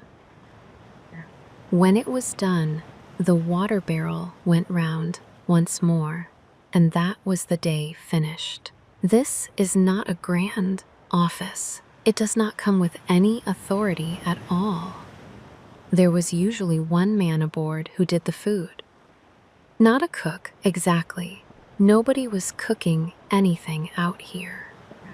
But somebody kept track of what there was and how long it needed to last, and made the decisions about how much came out each evening. It was not a job anyone wanted. It involved being resented mildly, all voyage, by men who thought the portions were small. The portions were always small. That was the job. There was a rule about water that everybody followed and nobody had made. You drank your share, and you did not drink slowly, because a man drinking slowly makes everyone else watch him. Water was the real limit, always. Food could be stretched. A crew could be hungry for a week and still row. Water could not be stretched at all, and everybody aboard knew exactly how much there was, and nobody ever said so out loud. He would have been counting in his head as he handed it out. So many days at this rate, fewer days if the wind failed. A margin kept back that nobody knew about, because a margin that people know about is not a margin. Nobody thanked him either. That seems to be a pattern on a ship. Almost nobody is thanked for anything, and everyone is fed, and the two facts are related. Some men lay down at once. Some sat a while longer, looking at nothing in particular, letting the tiredness settle. It was a simple meal. It did not need to be more than that. Out here, simplicity was not a lack of anything. It was only what the sea allowed, and the crew had long since learned to want nothing more than what the sea allowed. Let us wander somewhere else now, away from the open water, to a night when this same ship did not sail through darkness at all, but found a quiet shore to rest against instead. Here is something that is easy to forget about the old sea voyages, as most nights were not spent on open water at all. When a coast was near and the light was going, a ship would look for shelter.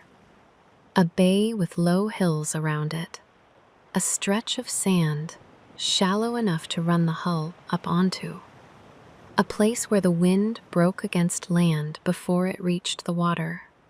This was not a retreat. It was simply how sailing worked in a world without harbors on every shore. The crew brought the ship in slowly. The men at the oars pulled in long, easy strokes.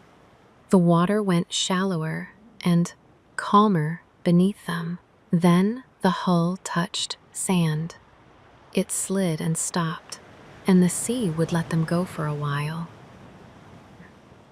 There is a particular kind of relief in that moment. It does not need to be spoken. The motion stops. The ground under the ship holds still. After days of rocking, stillness itself feels like a gift. The men went ashore. The last of the light was going. Someone gathered driftwood. Someone else drew the water barrel down to a stream, if there was one, and filled it. A fire was built on the sand above the tide line, low and small. It was not a large fire. It did not need to be. It only needed to be warm and to be theirs for one night. The great woolen sail came down from the yard. It was spread across the ship as a tent, or stretched between oars planted upright in the sand. Under it, the men laid out their wool and their hide bags on ground that did not move. Some slept aboard, some ashore.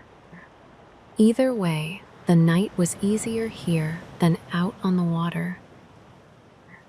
This is not the picture most people carry of these voyages. There is no drama in a quiet bay. There is only a small fire and a sail stretched into shelter, and a group of tired men sleeping on still ground with the sound of small waves nearby. They ate a little better on nights like this. Sometimes there was fresh water, and it tasted like nothing at all, which was exactly what made it good. Sometimes someone had caught something during the day. Sometimes there was only the same dried fish and hard bread as always, eaten by firelight instead of failing daylight, which somehow made it different. No one stayed awake long. The fire burned down to coals and then to gray ash, and the men slept, and the ship sat quiet on the sand with the tide coming slowly in beneath it. Somewhere out past the mouth of the bay, the open sea went on, moving in the dark, the way it always did, the way it always would. But it was not their concern tonight. Tonight they were ashore and warm enough and still. Getting a ship onto a beach is its own small piece of knowledge, and it is worth sitting with for a moment, because it explains a great deal about how these ships were built. The hull was shallow. That was the whole point of it. A deep-hulled vessel needs deep water and a proper mooring and a way to get people and cargo off, which usually means a harbor, which means somebody has built one. A shallow hull needs a beach. Beaches are everywhere, and nobody has to build them. So the ship came in bow first, or sometimes stern first, if the crew meant to leave in a hurry, and the men jumped down into the shallows and walked it up the sand. It was not graceful. It involved a lot of wet legs, but it meant that almost any sheltered shore in the world was a place they could stop. Getting off again in the morning was the same in reverse, with the tide doing most of the work if you had timed it properly, and rather more shoving if you had not.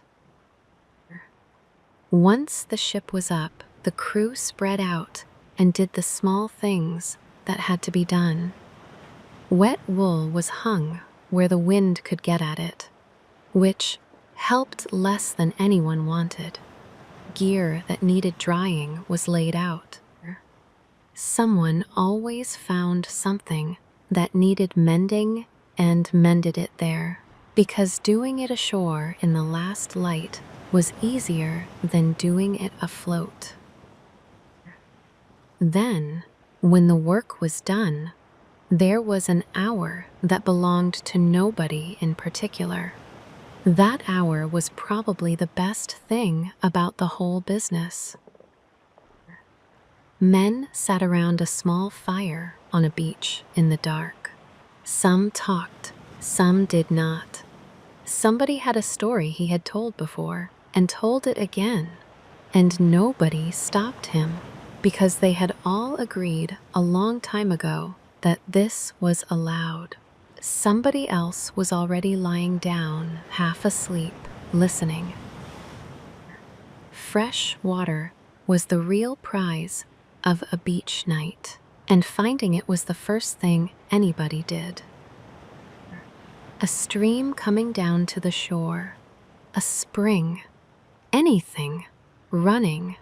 Somebody went to look while there was still light, and if there was water, the whole crew felt better about the stop. If there was not, they used what was in the barrel and moved on in the morning. Water changed the character of a night ashore entirely. Men washed a little. Clothes got rinsed, which did almost nothing, but felt like something, and the barrel went back aboard full, which meant a few more days of not thinking about it.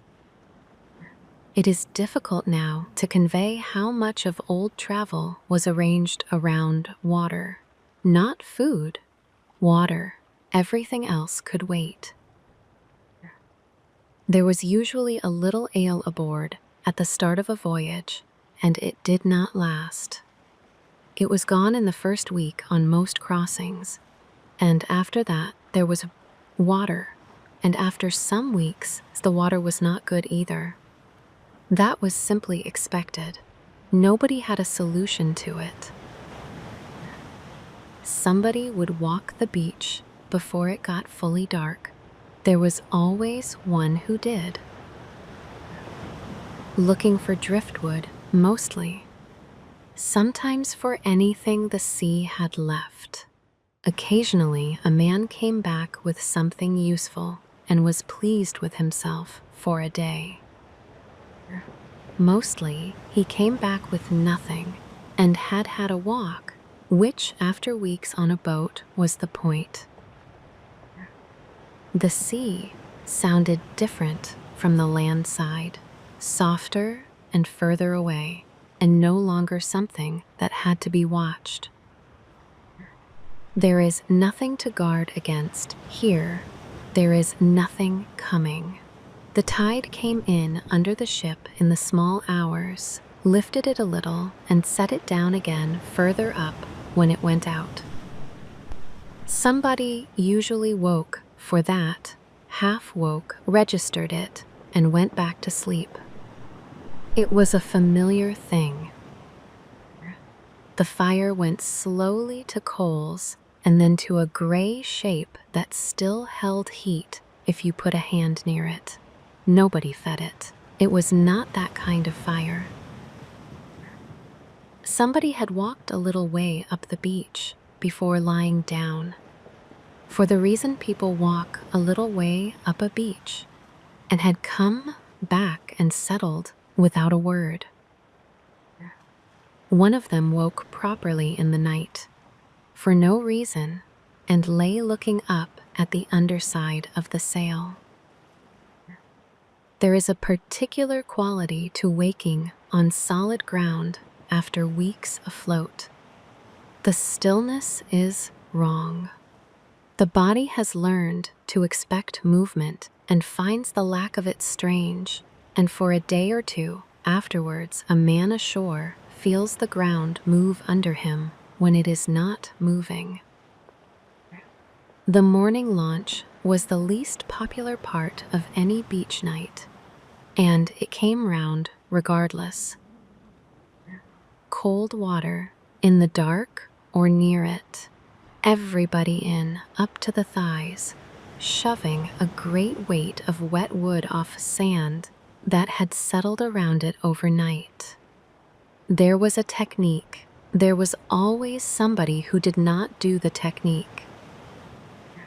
There were places where a crew stopped every year, the same bay, the same stretch of beach, generation after generation.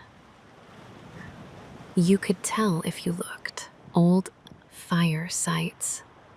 Stones moved into useful positions by somebody long dead. A place where the ground was worn, because that was where people always walked up from the water. Sometimes there were people already there. Another crew in the same bay for the same reason. That was mostly uneventful.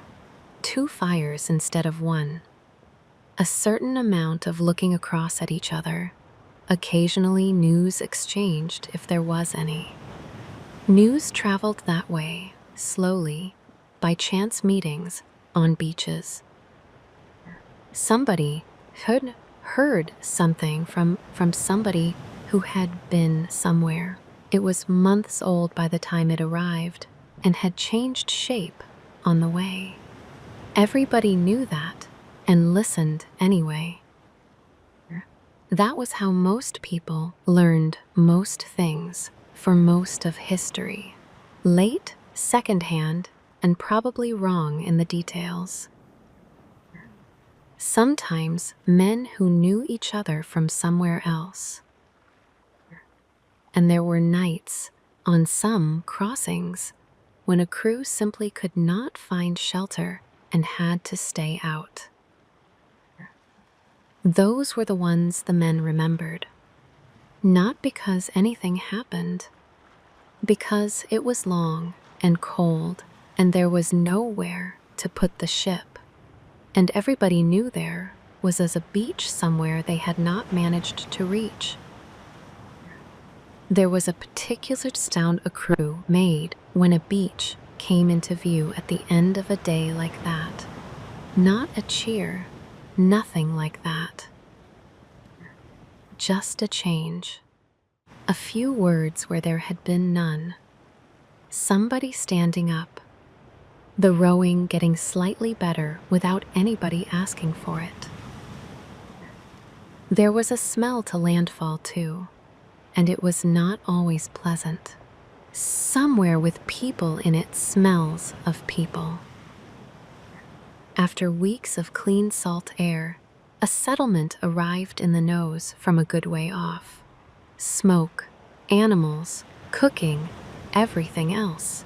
Men noticed it every time and remarked on it every time.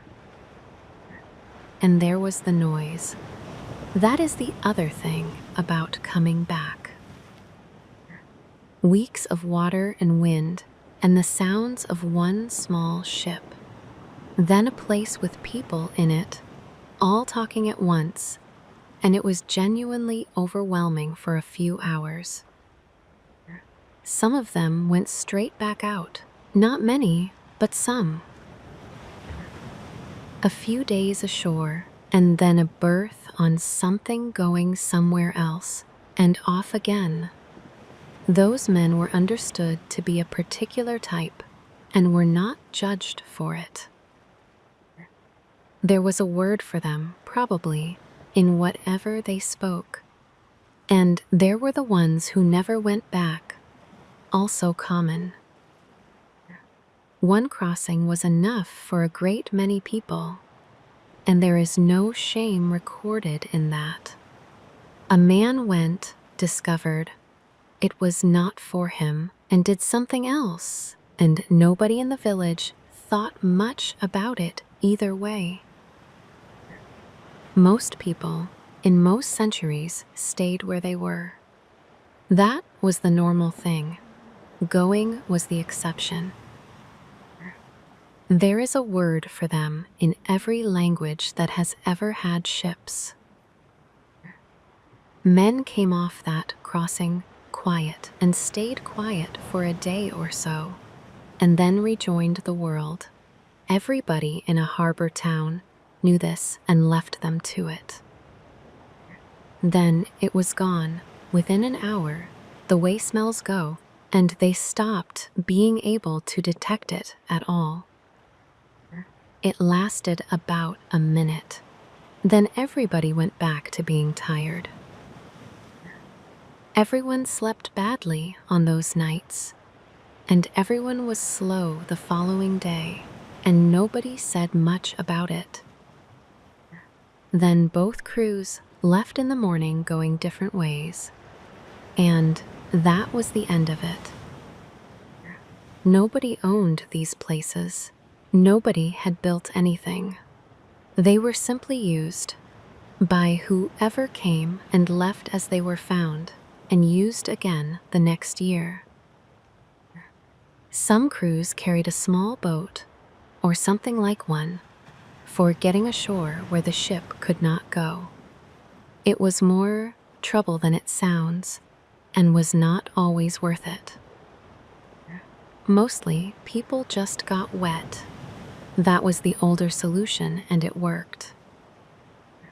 Then everyone aboard, wet from the waist down, for the whole day. Everybody got that. Nobody found it unpleasant. It was one of the small signs that a voyage had actually happened. There was nothing wrong. He listened for a while, and everything was as it should be. The tide was where it should be. The fire was out. Somebody nearby was breathing in the slow way of a man properly asleep. There was one man on that crossing who woke every night at the same hour, regardless of when he lay down. He had been doing it for years. He had stopped fighting it. He would wake, look at the sky, work out roughly where the night was, and go back to sleep. Some people are simply built that way. He was not troubled by it. He mentioned it once, and only because somebody asked. He went back to sleep in a few minutes, and did not remember any of it in the morning. The sand held the day's heat for a while, and then gave it up. It was warmer than the ship had been for weeks. Not warm. Warmer. Somebody snored. Somebody turned over on the sand and made a small complaint about a stone. There was a whole conversation at some point in the night between two men who were both mostly asleep, and neither of them remembered any of it in the morning. The sail over them moved a little in the wind and settled. It smelled of lanolin and salt the way it always did. Whatever it was they were carrying, and wherever they were going, none of it was happening tonight. Tonight there was only a fire that would burn down in an hour, and a sail stretched over the ship for shelter, and ground that stayed exactly where it was. This was the night every crew hoped for. Not adventure, not a fast crossing, only a sheltered bay, a small fire, and ground that did not move until morning. Let us wander somewhere else now, to a shore with more people on it. A harbor at the end of the day, in the old world, when the working boats came in.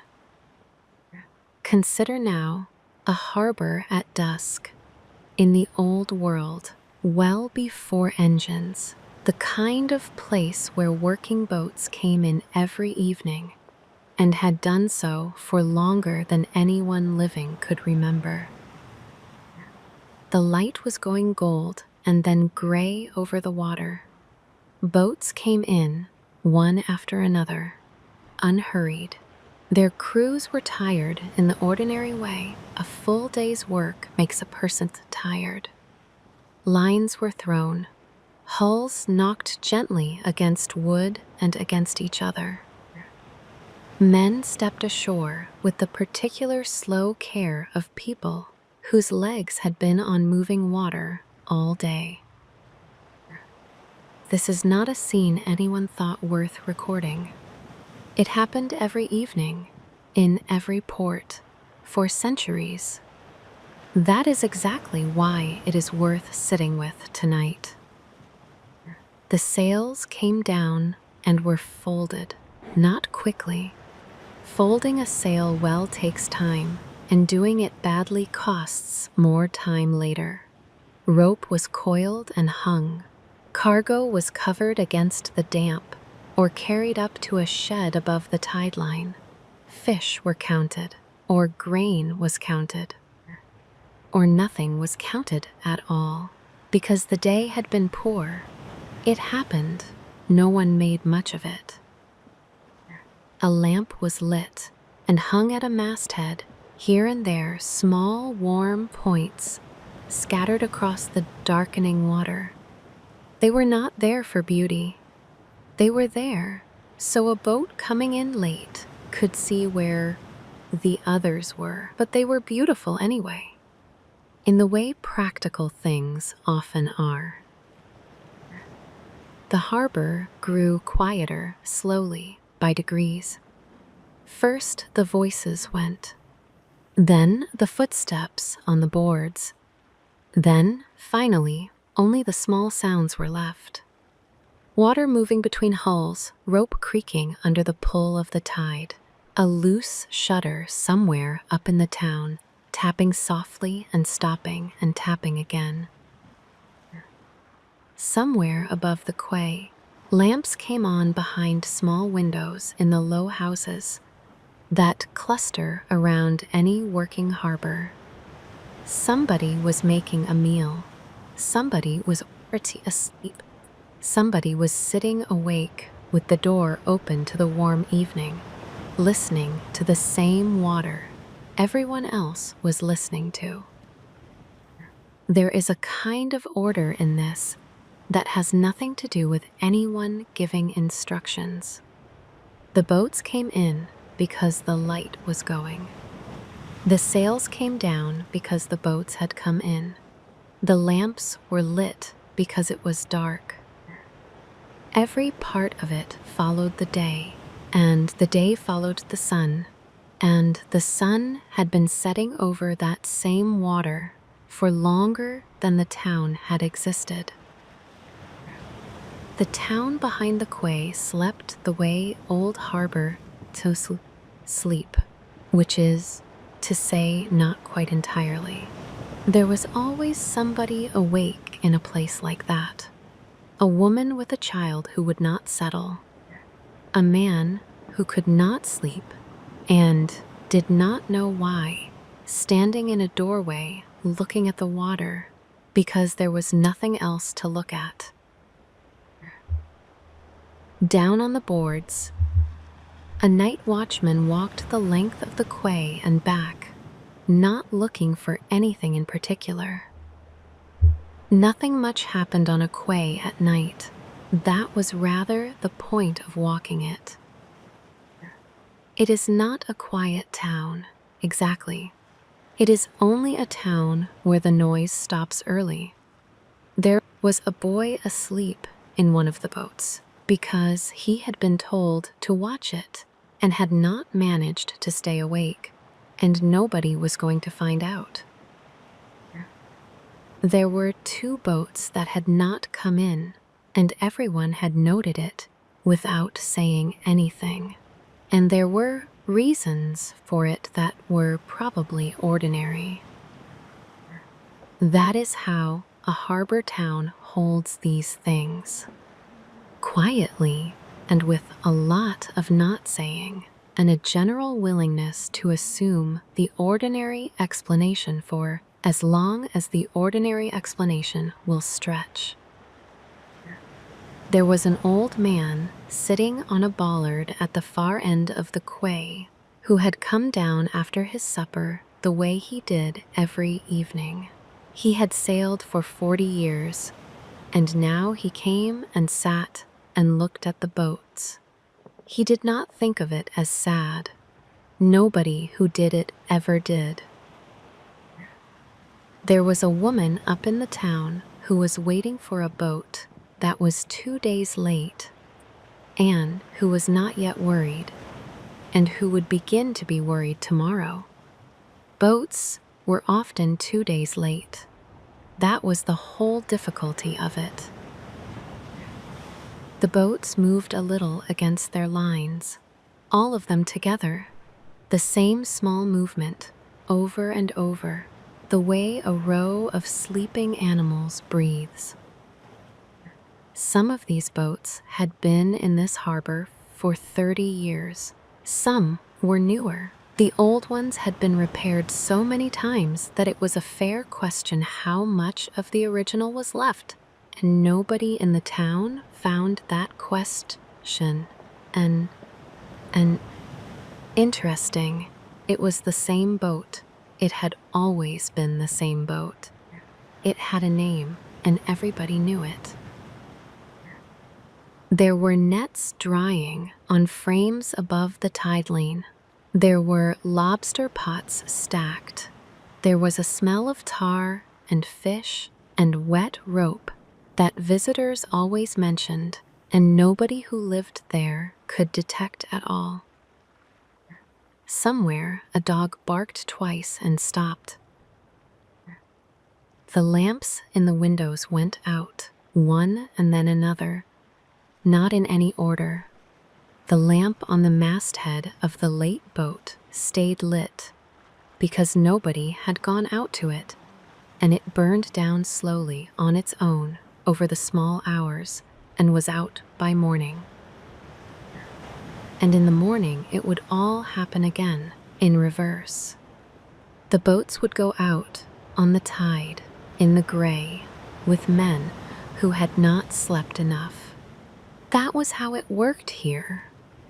That was how it had worked here for many centuries, and the town did not think of it as remarkable, because it was not. The tide turned in the night, the way it does. Boats swung slowly around on their lines, all of them together, pointing the same new way without anyone touching them. Then they were still again. Let us wander somewhere else now, far from the water, to a farmhouse inland, and to a woman whose winter's work carried these ships across the sea. There was, perhaps, a woman in a farmhouse far from the sea, working through a long winter on something she would never sail with. The great sail of a ship like this was made of wool, not canvas, wool spun and woven and worked until it could hold a wind. And a sail of that size did not take days to make. It took a season, sometimes more than one. This is not a small detail. It is, in some ways, the whole story. The ship in the dark bay, the men asleep under their wool, the helmsman holding his star at the stern, all of it moved because someone inland had spent a winter at a loom. Picture her, then, the short days, the light going by mid-afternoon, a fire in the middle of the room, and the smell of it in everything, the spindle turning and turning and turning again. Wool coming off the distaff into thread, thread going onto the loom growing its cloth downward a hand's width at a time. It was slow work, done slowly. It was meant to be. There is no fast way to make a sail out of a sheep. There is only the long way, done a little at a time, through a winter that has nothing else to offer. She would have known where it was going. Everyone in a house like that knew. The cloth on her loom would be greased and cut and sewn and hung from a yard, and then it would go out past the headland and be gone for a season, and she would not see it again and until it came back worn and salt stiff and needing repair. There is a particular kind of patience in making something you will not use. It does not ask for thanks. It does not even ask to be finished quickly. It only asks to be done well because the work will be trusted somewhere far away, messed by people who will never think about the room it was made in. She worked in the evenings when the outside work was done. Others in the house worked beside her at their own tasks. Someone was always spinning. There was always more thread needed than there was thread. That was simply the shape of a winter. And then one spring the cloth came off the loom and it was finished. And it went down to the water, and it caught a wind, and a ship went where it needed to go. She did not go with it. She stayed and started the next one. It is worth being clear about how much wool this took, because the number is the point, even though we will not say a number. A sail for a ship of any size needed the wool of a great many sheep, not a few, a flock, which meant that behind every sail there was pasture, and behind the pasture there were years of breeding and keeping and shearing, and behind that there were people who did nothing but that. A sail was the visible end of a very long chain of patient work, most of it done by people who never saw the sea. And then the spinning. This is the part that is hardest to imagine now. Every single thread had to be spun by hand from a mass of combed wool on a spindle turned by fingers, thread by thread, hour by hour, winter by winter. Women spun while doing other things, because otherwise it would never have been finished. Spinning, walking, spinning while watching a pot, spinning while talking to somebody. The spindle went everywhere. A woman's hands were almost never empty. Then the weaving, on an upright loom, leaned against a wall, with weights hanging to keep the warp threads straight. The cloth grew downward, slowly. You could see the days work as a band, if you knew how to look, and a bad day showed in the cloth for as long as the cloth existed. Then the finishing. The cloth was worked and treated, greased with fat or oil, until it would hold a wind and shed rain instead of soaking it up. An untreated wool sail would have been almost useless. The treatment was as much of the work as the weaving. So, a season of shearing, a winter of spinning, a winter of weaving, and then the finishing. And after all of that, it went to sea, where salt and sun and wind set about ruining it immediately. This is not skilled work in the way people mean it now. It is not rare. It was simply what hands did. Girls learned to spin very young. Small hand, small spindle, thread that came out uneven and got used anyway for something that did not matter. By the time a girl was grown, she had spun more thread than she could imagine, and thought nothing of it at all.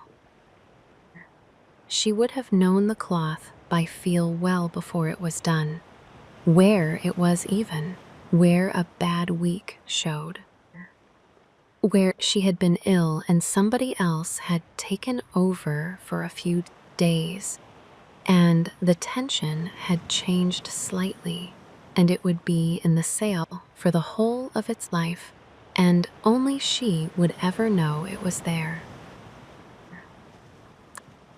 That is true of most made things, and nobody ever mentions it. Somewhere in every object there is a week when the person making it was tired. And the whole house did it. Not only the women, in every place and every century, though mostly, anyone sitting down with idle hands would be given wool. Idle hands were a waste, and everyone knew what wool was for, and there was never enough of it. So the winters went, dark early, dark late, a fire in the middle, and everybody's hands moving. Talking some nights, silent other nights, somebody telling something long and familiar that everybody had heard. That is the room the sail came out of, not a workshop, a house in winter with people in it. Nobody in the house sighed about this. It was simply the cost of a sail. Everyone knew what a sail cost in the way that everyone knows what things cost, and it was understood that a ship was mostly not wood at all. A ship was mostly wool and mostly women's winters. Out on the dark water, none of the sleeping men were thinking about her. They had no reason to. But the sail furled tight above their heads had come out of a warm room in a long winter, from hands that took their time. It was holding still now, waiting for morning, the way it had waited on every night of the crossing. Let us wander somewhere else now, to the smaller things aboard. Rope and tar and old wood worn smooth by hands. There is a quiet pleasure in old, well-made things. A ship at night is full of them. Consider the rope. Every length of it was made by hand, fiber laid against fiber and twisted, then twisted again the other way, so that the strands held each other tight forever after. Nobody could see that work once it was done. It only showed as rope. Good rope that did not part when it was needed. Consider the tar. It came from pine, burned slowly in a covered pit over days until the wood gave up its resin. It was worked into rope and rubbed into wood, and it smelled of everything a ship smells of. That smell got into a sailor's hands and stayed there. It came home with him. It was in his clothes all winter. The steering oar was worn smooth in one place, not because anyone smoothed it, because palms had rested there night after night for years, and wood gives way to that eventually. You could feel where the hands had been. The wood remembered them better than anyone did. The oars were smooth too, in their own places. Every man aboard had his own oar, more or less, and knew its weight, and would have noticed at once if someone had swapped it for another.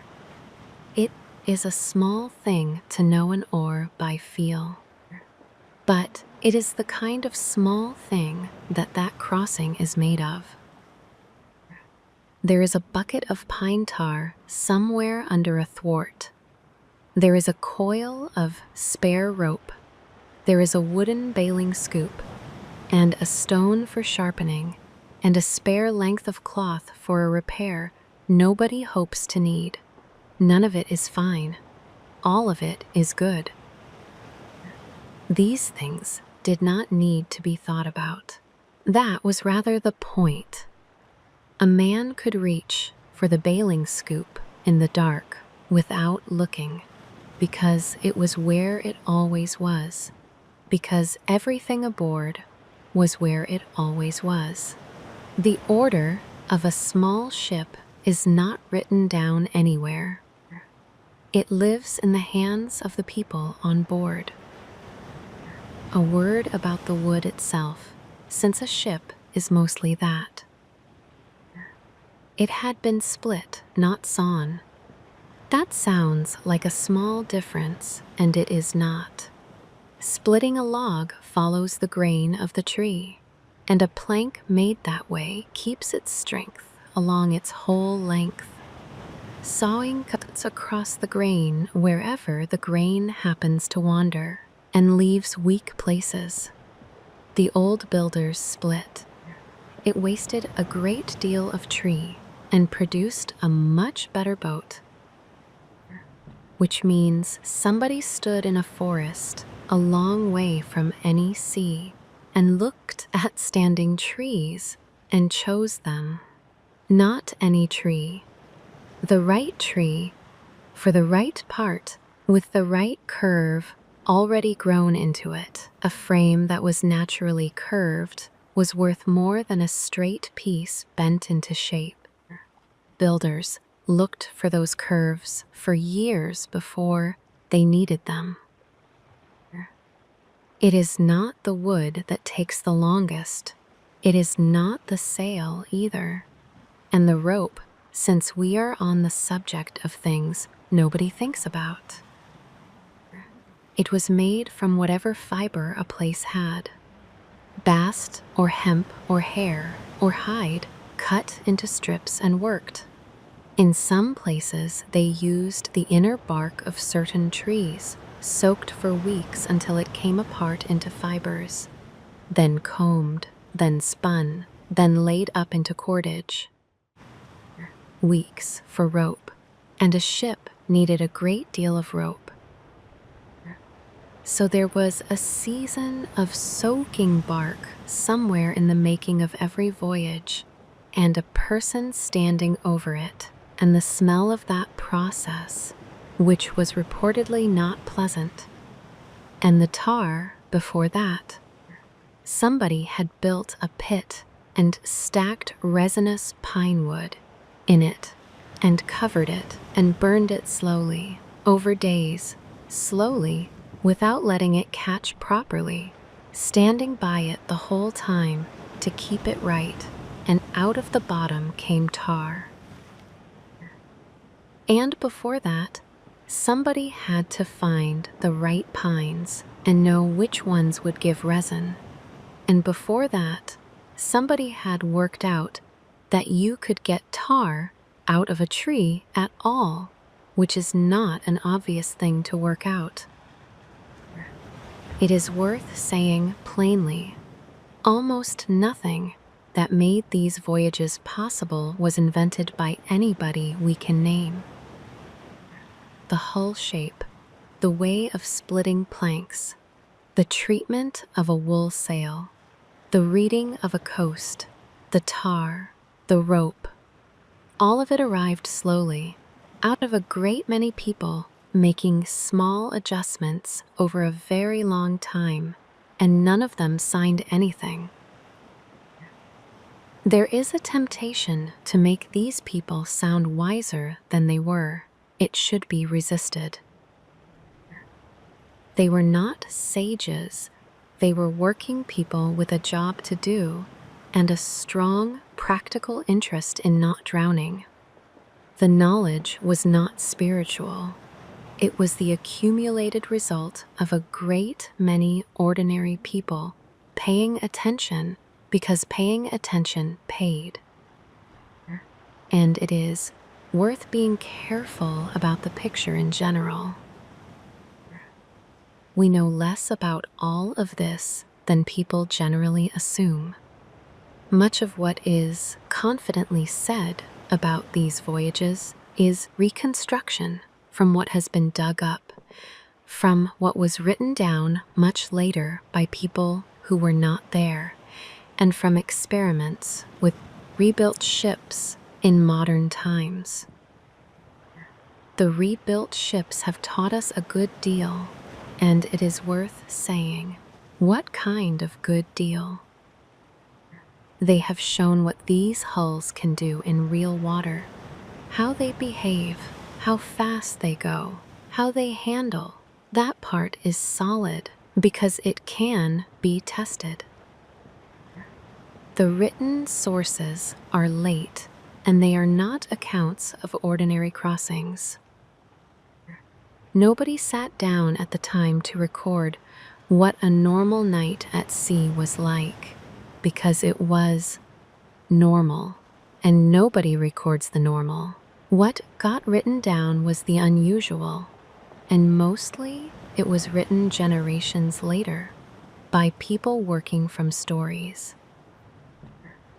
So, the ordinary night, the one this episode has been sitting in, is precisely the thing there is least evidence for. It has to be reconstructed from the ships themselves, and from the objects, and from what is known about how such work is done.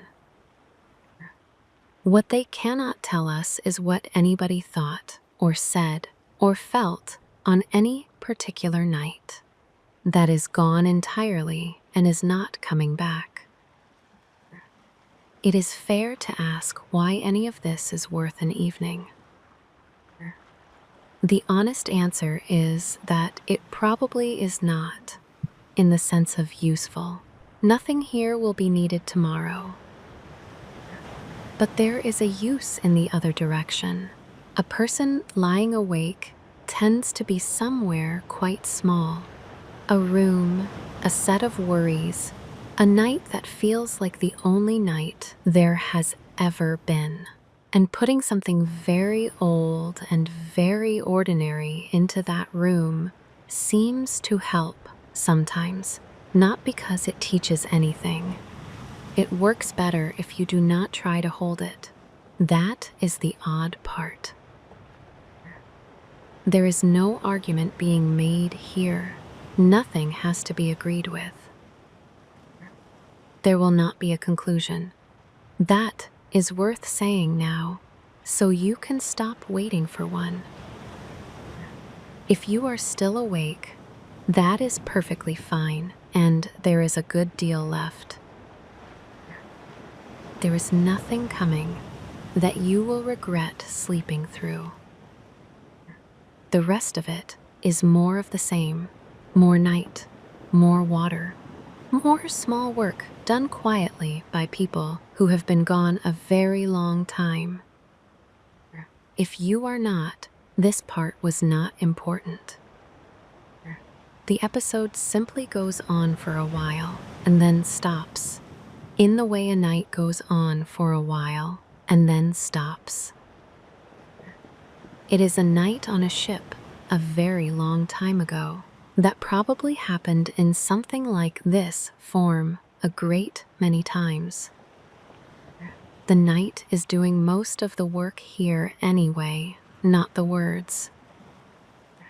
A person lying still in the dark with something low and unhurried going on nearby will generally get to sleep eventually. That has always been true. It was true in a hide bag on a wet deck, and it is true tonight. Nobody remembers a sleep story. You are not supposed to. The point is the hour, not the content. If you are still following any of this closely, that is fine, and it will stop on its own shortly, because it is bigger than the room. So the ship in this episode is built on reasonable ground. The man at the steering oar is an invention. He is not any particular person. He is only the kind of person who must have existed in very large numbers for many centuries. The broad shape is solid. The details are often argued about.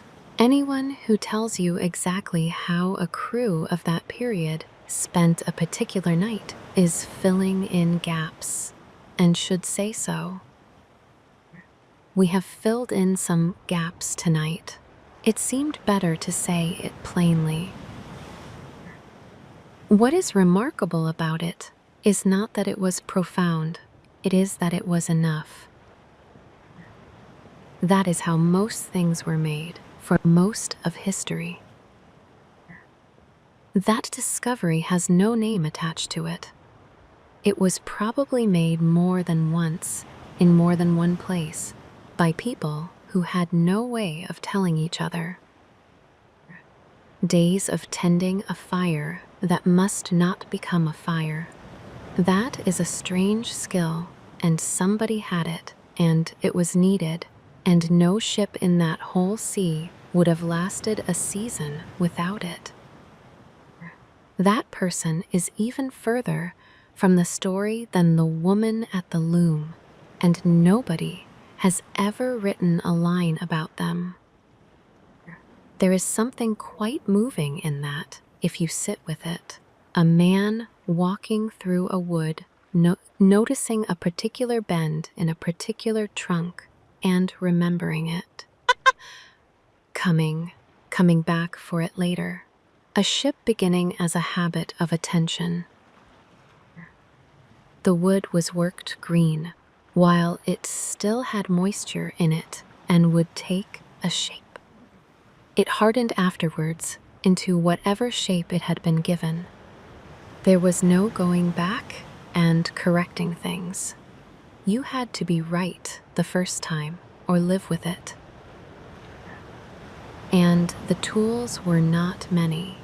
An axe, mostly. A very good axe in very practiced hands. Some of these hulls were built almost entirely with an axe by men who could take a plank down to a hand's thickness with it and leave a surface you would call finished. None of those men were aboard tonight. Most of them had been dead for years, but the thing they made was out here in the dark, still holding, still doing the one job it was shaped for, carrying people who never thought about them at all. Tonight, nothing needed repairing. The rope held, the tar held, the old smooth wood held. It all sat quiet in the dark, doing nothing at all, which is what well-made things do most of the time. Let us wander somewhere else now, to the last hour before dawn, when the sea gives the night back to the day. The last watch of the night was the strange one. Everybody who sailed knew it.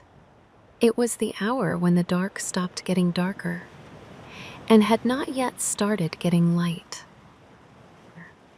A man stood forward in the bow, well away from the helmsman at the stern, because that was where you could hear best. He was not looking, exactly.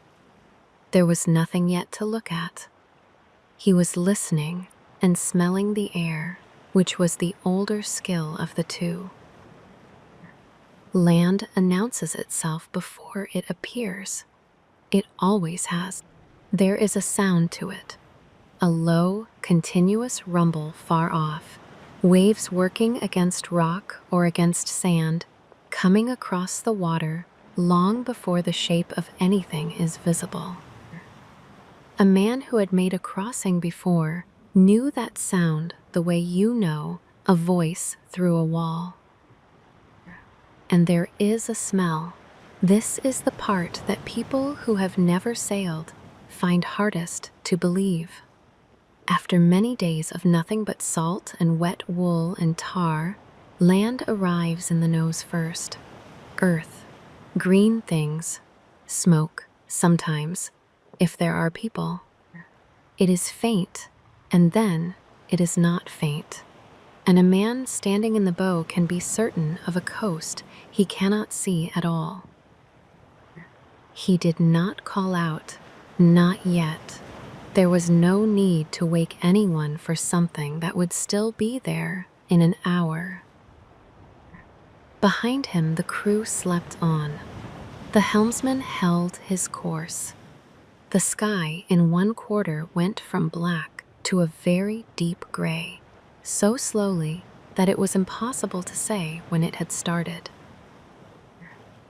Then the first birds. Not many. A few, going somewhere with purpose, which is its own kind of message. The lookout watched the direction they took, and it agreed with the direction he already believed in.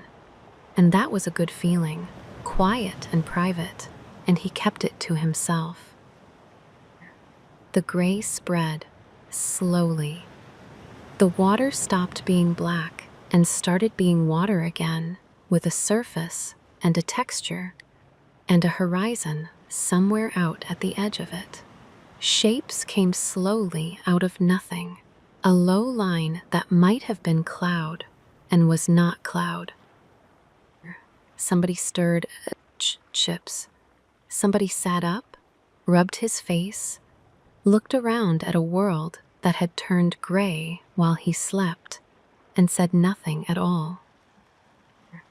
The night was over. It had been handed across, whole and intact, from one tired man to another, hour after hour, all the way through. Nobody had done anything remarkable. That was the achievement. It is worth staying in that hour a moment longer, because there is nothing else quite like it. The body is at its lowest then. Anyone who has kept a night watch of any kind knows this. Something in a person goes flat in the hour before dawn and stays flat until the light comes, and no amount of experience makes it otherwise. The old sailors knew it and did not fight it. They simply expected it and did the work anyway and let it pass. The lookout shifted his weight and kept his eyes on nothing. His hands were cold. The front of him was cold. It was the kind of cold that has been arriving slowly for 6 hours and has stopped being an event. You do not see land first. It is not the eyes that find it. He heard the sound before he was sure he had heard it. That is how it always went. Some low thing underneath the noise of the water on the hull, more felt than heard, and a man could talk himself into it or out of it for an hour. He waited. There was no sense in being certain too early. Being certain too early was how a man got a reputation. He had been wrong once. 2 crossings back. He had been sure and had said so, and it had been cloud after all, and the ribbing had lasted the rest of the voyage and some of the winter. That is why he waited now, not because it mattered greatly, because a man remembers. It came again, and this time it was definitely there, and he let his shoulders down a little. The sky in the east had a color now, though he could not have said what color. Not blue, not gray, something in between that only exists for about 20 minutes and then stops existing. Behind him, the ship was beginning to become visible. All night, it had been shapes and sounds. Now the mast had an outline. Now the coiled rope by his feet was a coiled rope and not a dark lump. The world was coming back, piece by piece, in the order it always came back in. He thought about the fire they would make when they landed, not with any great longing, just as a thing that was going to happen later and would be good. Somebody would want to know how long. They always did. Somebody always asked how long, and the answer was always the same shrug, because the sea does not tell you, and the wind changes, and a man who gives a firm answer will be wrong. There would be a moment when they got in, when the whole thing simply ended. That was always odd. The men woke in the way men wake on a ship, which is badly and in stages. Somebody sat up. Somebody else was already up and had been for a while and did not say so. Somebody groaned about a shoulder. The wet wool came off and got shaken out and put back on because there was nothing drier. There was a small ritual about the last of the water on a crossing that had run close. The man who kept it would say how much was left once plainly, and nobody would comment, and everybody would drink a little less without being asked.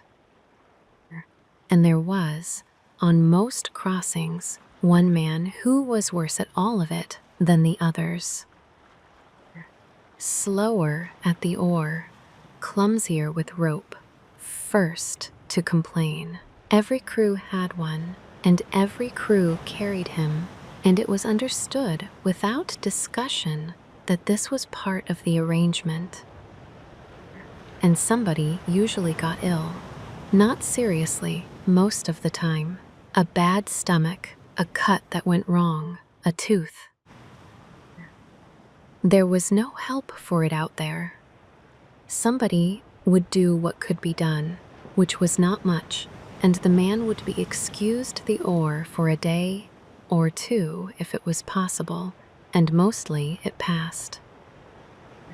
And there was homesickness, which nobody called that, and everybody had.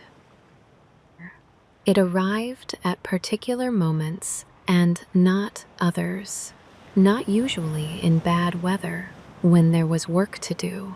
It arrived on the good evenings, oddly, when a man had time and nothing pressing, and it came in through some small thing, a smell, a bit of light on the water that resembled something. Men counted days at the start of a voyage and stopped somewhere in the middle. That happened on every crossing. They knew where they were in the season, though. Always. That mattered. There was a window when the crossings were made, and everybody understood the shape of it. Go too early and the weather was still bad. Go too late and you risked being caught out at the wrong end of the year. The winters were the long part, and they are usually left out. Months ashore with the ships pulled up, repairs, rope to be made, a sail somewhere on a loom, gear gone over and mended and gone over again. And the ships came out of the water for it, which was work in itself. Hauled up above the tide line, propped, covered if there was anything to cover them with. A hull left in the water all winter would suffer for it. So, everybody hauled at the end of the season, and everybody launched again at the start of the next one. And the gear came off and went indoors. Sails especially, a wool sail left out over a winter would be ruined. So a sail spent half its life folded in a building, and half its life full of wind, and the folding and unfolding of it was an annual event that everybody helped with. Twice a year, the whole settlement doing the same heavy job on the same beach. Those were probably good days in their way. It was not idle. It was simply slower and indoors, and nobody has ever thought it interesting enough to describe. But it was most of the year. The voyages were the short part. So the year had two halves. The half where the ships went out, and the half where they were pulled up and everyone stayed home and mended things. That is a very old rhythm. Most of human history has run on it. For the first week, everybody knew exactly what day it was. By the third week, Nobody was sure, and nobody cared enough to work it out. Time went soft out there. It was not unpleasant. It was one of the reasons some men kept going back. It passed in a few minutes, then it came back a week later. There was very little fuss made.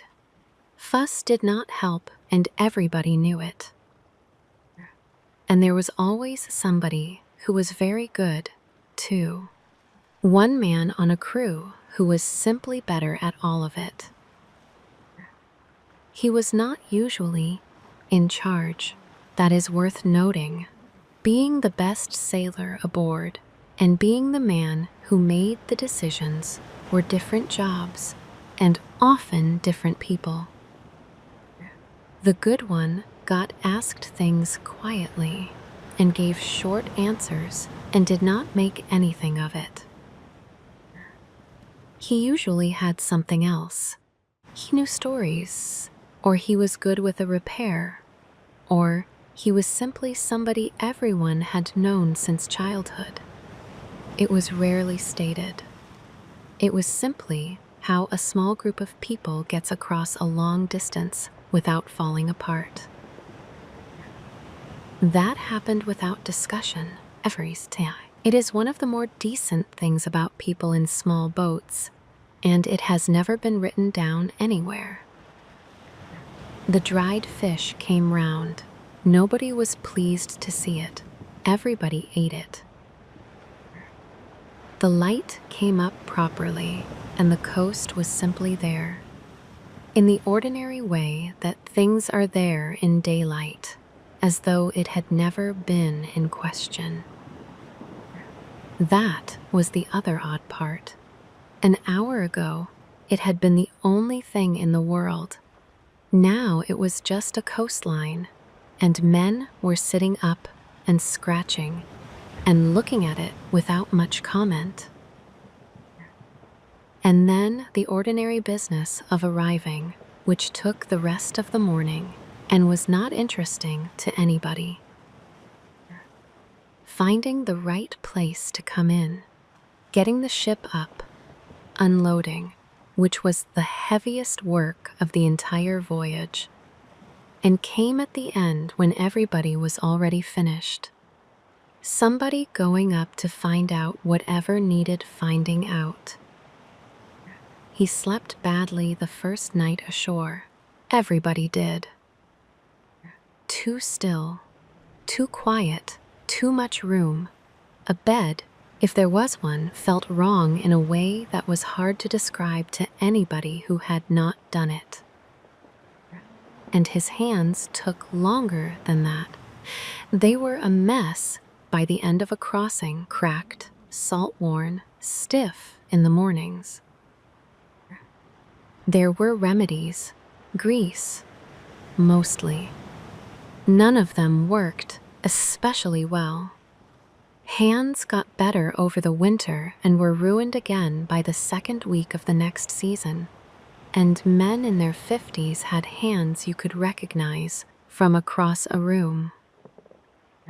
And the eyes. Men who spent decades looking at bright water aged badly around the eyes. Squinting into glare day after day, season after season. The lines were deep by 40, and everybody in a coastal village could pick out the men who sailed from the men who did not without being told. And the hearing went, too, in a different way. Not from noise, from wind and cold, year after year, on an open deck. The joints went as well, particularly in the hands and shoulders. Cold and wet and repetitive work over decades will do that to anybody. Men worked through it. There was no other option. A man who could not pull an oar was not a sailor, and so men pulled oars for years. Their afdalsies had made a reasonable case against it. That is not a complaint anyone recorded either.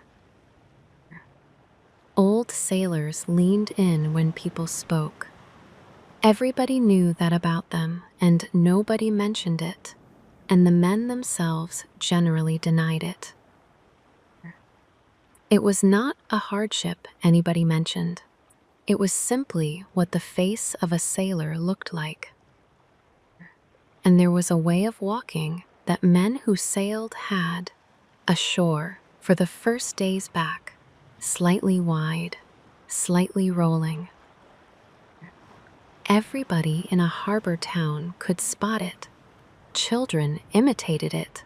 The men themselves were entirely unaware of doing it and would have denied it if asked. And the smell went with them ashore. Tar and salt and wet wool. It was in everything. It came off a man's clothes for days. Wives and mothers in coastal places knew that smell as the smell of somebody coming home. And it is probably the one detail from all of this that would still mean something to anybody now. There was a particular tiredness on the first evening home that men did not talk about much either. Not the tiredness of the crossing. That one lifted after a few days. This was something else, and it arrived once a man was safe and warm and had nothing left to do, and it went very deep, and it usually took him by surprise. He would sit down somewhere familiar and simply stop for an hour or more, saying nothing, while the household went on around him. Nobody minded. Everybody in those places had seen it before. A man came back and needed a while, and got it, and then rejoined ordinary life without any fuss being made. It went away after a week and came back every season. It was the one part of the work that showed. It took 3 or 4 nights. Then the sea went out of him and he slept like a person again. By afternoon, it was as though they had never been at sea at all. Somebody said something about how long. Somebody else disagreed. That was the whole of the ceremony. Weeks of the same routine, and then a beach, and then it was over, and men who had shared a hide bag for a month walked off in different directions without much ceremony. Somebody would say something short. Somebody would say nothing. He never knew what to do with that moment. Nobody did. It seemed like it should be bigger than it was. The birds were more numerous now. He watched them without moving his head much. There was a moment, and he had felt it on other crossings, when it stopped being a question. Not a sighting exactly, nothing you could point to. Just a settling in the chest. The night was over, and it had come out right, and there was land there, and it would be there when the light arrived. He let that sit. He did not wake anyone. There was a small pleasure in being the only one who knew yet, and it would be gone in half an hour, and he saw no reason to spend it early. The lookout stayed where he was a while longer, watching the coast come up out of the sea, in no hurry to be the one who said it first. Let us wander somewhere else now, one last time, up and away from this small ship to the sky that watched over all of it. Here is the last thing, and it is the smallest one. The stars that stood over that ship are the same stars that are over you tonight, not similar ones. The same. That low, steady one the helmsman kept above his prow is up there now, doing what it has always done, indifferent to who is looking. Sailors before him used it. Sailors after him used it. People who never went to sea at all looked up at it from doorways and fields and windows and took some small comfort from the fact that it had not moved. It is very old and very patient, and it asks nothing of anyone. The sea is the same sea too. The water that rocked that ship is still moving, somewhere in the slow way that water moves around the world. It does not remember the ship. It does not remember anyone. That is not a sad thing. It is only what the sea is. This is not a story with an ending. It is only an unbroken run of nights, one after another, each of them held by somebody. A man at a steering oar, a lookout in a bow, a woman at a loom in a winter room far inland. None of them famous, none of them written down. The world was going on for many centuries before that said ship sailed, and it went on for many centuries after, and it is going on tonight, quietly, without needing your attention. Somewhere right now, a ship is at sea, and someone aboard it is awake while the others sleep. That has been true on almost every night there has ever been. It will be true tomorrow. Think for a moment about how many nights this has happened. Not the famous ones, not the crossings anyone wrote down, the ordinary ones. A ship somewhere on dark water, a handful of people asleep in the bottom of it, and one person awake, doing nothing in particular except staying awake. That has happened more times than could ever be counted. It happened in that sea, and in every other sea, on ships of every shape, in every century that people have gone out on water. Most of those nights were entirely uneventful, almost all of them. That is why nobody recorded them. And every one of those nights felt, to the person keeping it, exactly like tonight feels. Long, cold, probably. Slightly boring. A thing to be got through rather than remembered. And it is not only the sea.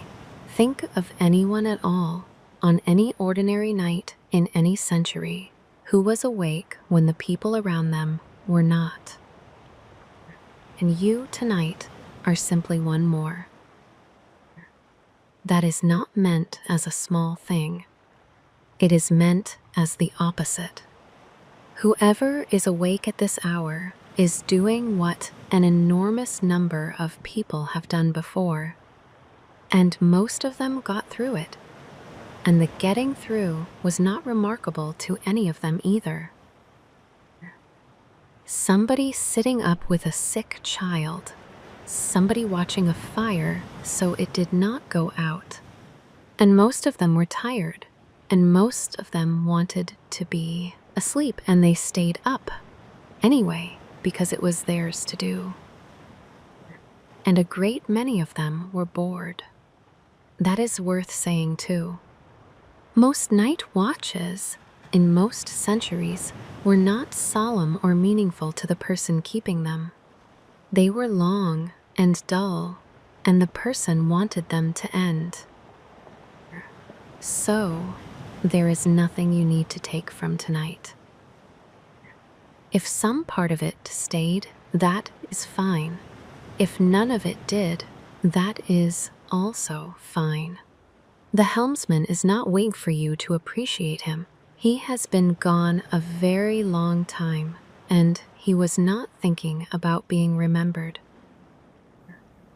And the woman at the loom was thinking about the loom and the thread that kept breaking, and whether there was enough wool for the width she wanted. And the man who split the planks was thinking about the grind and whether it was going to hold to the end of the log. And the boy in the bow, waiting for a coast, was thinking mostly about whether he would be the first to see it. And the woman in the harbor town, waiting on a boat that was 2 days late, was thinking about the boat. And the boy who fell asleep in the boat he was meant to be watching was not thinking about anything either, and got away with it. And the woman spinning by a fire in a house far inland was thinking about how much was left to do before the light went entirely. And the girl learning to spin badly next to her was thinking about being allowed to stop. And somebody, somewhere in that same night, was awake for a reason nobody ever recorded and nobody will ever know. That is most of them, almost all of them. We know a very small number of names from all of that time. The rest were simply here and awake sometimes, and then not here. That is not a sad fact. It is only the ordinary shape of the thing. And the man who kept the tar pit was awake at this hour too, on some other night in some other year, watching a fire that must not become a fire. And the man in the wood, looking at a tree with a good curve in it, was thinking he would come back for it in 2 years. And the night watchman on the quay was thinking about his supper, which had not been very good. And the old man on the bollard was thinking about nothing much. He had reached the age where that was available. And the man asleep in the bottom of the boat was not thinking about anything at all, which was the best of the available options. And the person tending the tar pit was thinking about the temperature and about how long until they could stop. None of them were thinking about permanence. None of them knew they were part of anything that is worth holding on to at this hour. Nobody is required to know what their ordinary evening amounts to. None of this asks anything of you. The helmsman does not need to be remembered. The woman at the loom does not need to be thanked. The whole arrangement was finished a very long time ago, and it came out fine without any attention from tonight. It amounts to something anyway. He was thinking about his hands and the star and how much of the night was left. The meaning is only visible from here, looking back at all of them at once. From inside, it was just a night. There is no virtue being claimed here. Consider how many of them there have been. Every night since there have been people, every one of them containing somebody who was awake. Not one night in all of that time when the whole world was asleep at once. That is a very large number, and there is no point trying to hold it. It is enough to know it is large. It is not a lesson. It is only a fact about how the nights have been filled, since there have been nights with people in them. Somebody minding animals, somebody walking a wall because it was their turn to walk it. Somebody up in a house because a small thing needed doing, and they were the one who had noticed. None of it recorded. All of it happening, every night, everywhere, for as long as there have been people. None of those people thought they were doing anything. They were just taking their turn, and the sum of all those turns over all those centuries is most of what human beings have actually done with their time on this planet. Not the great events, the turns. There is something restful in that. If you let it be restful, you are not required to be remarkable tonight. Almost nobody ever has been.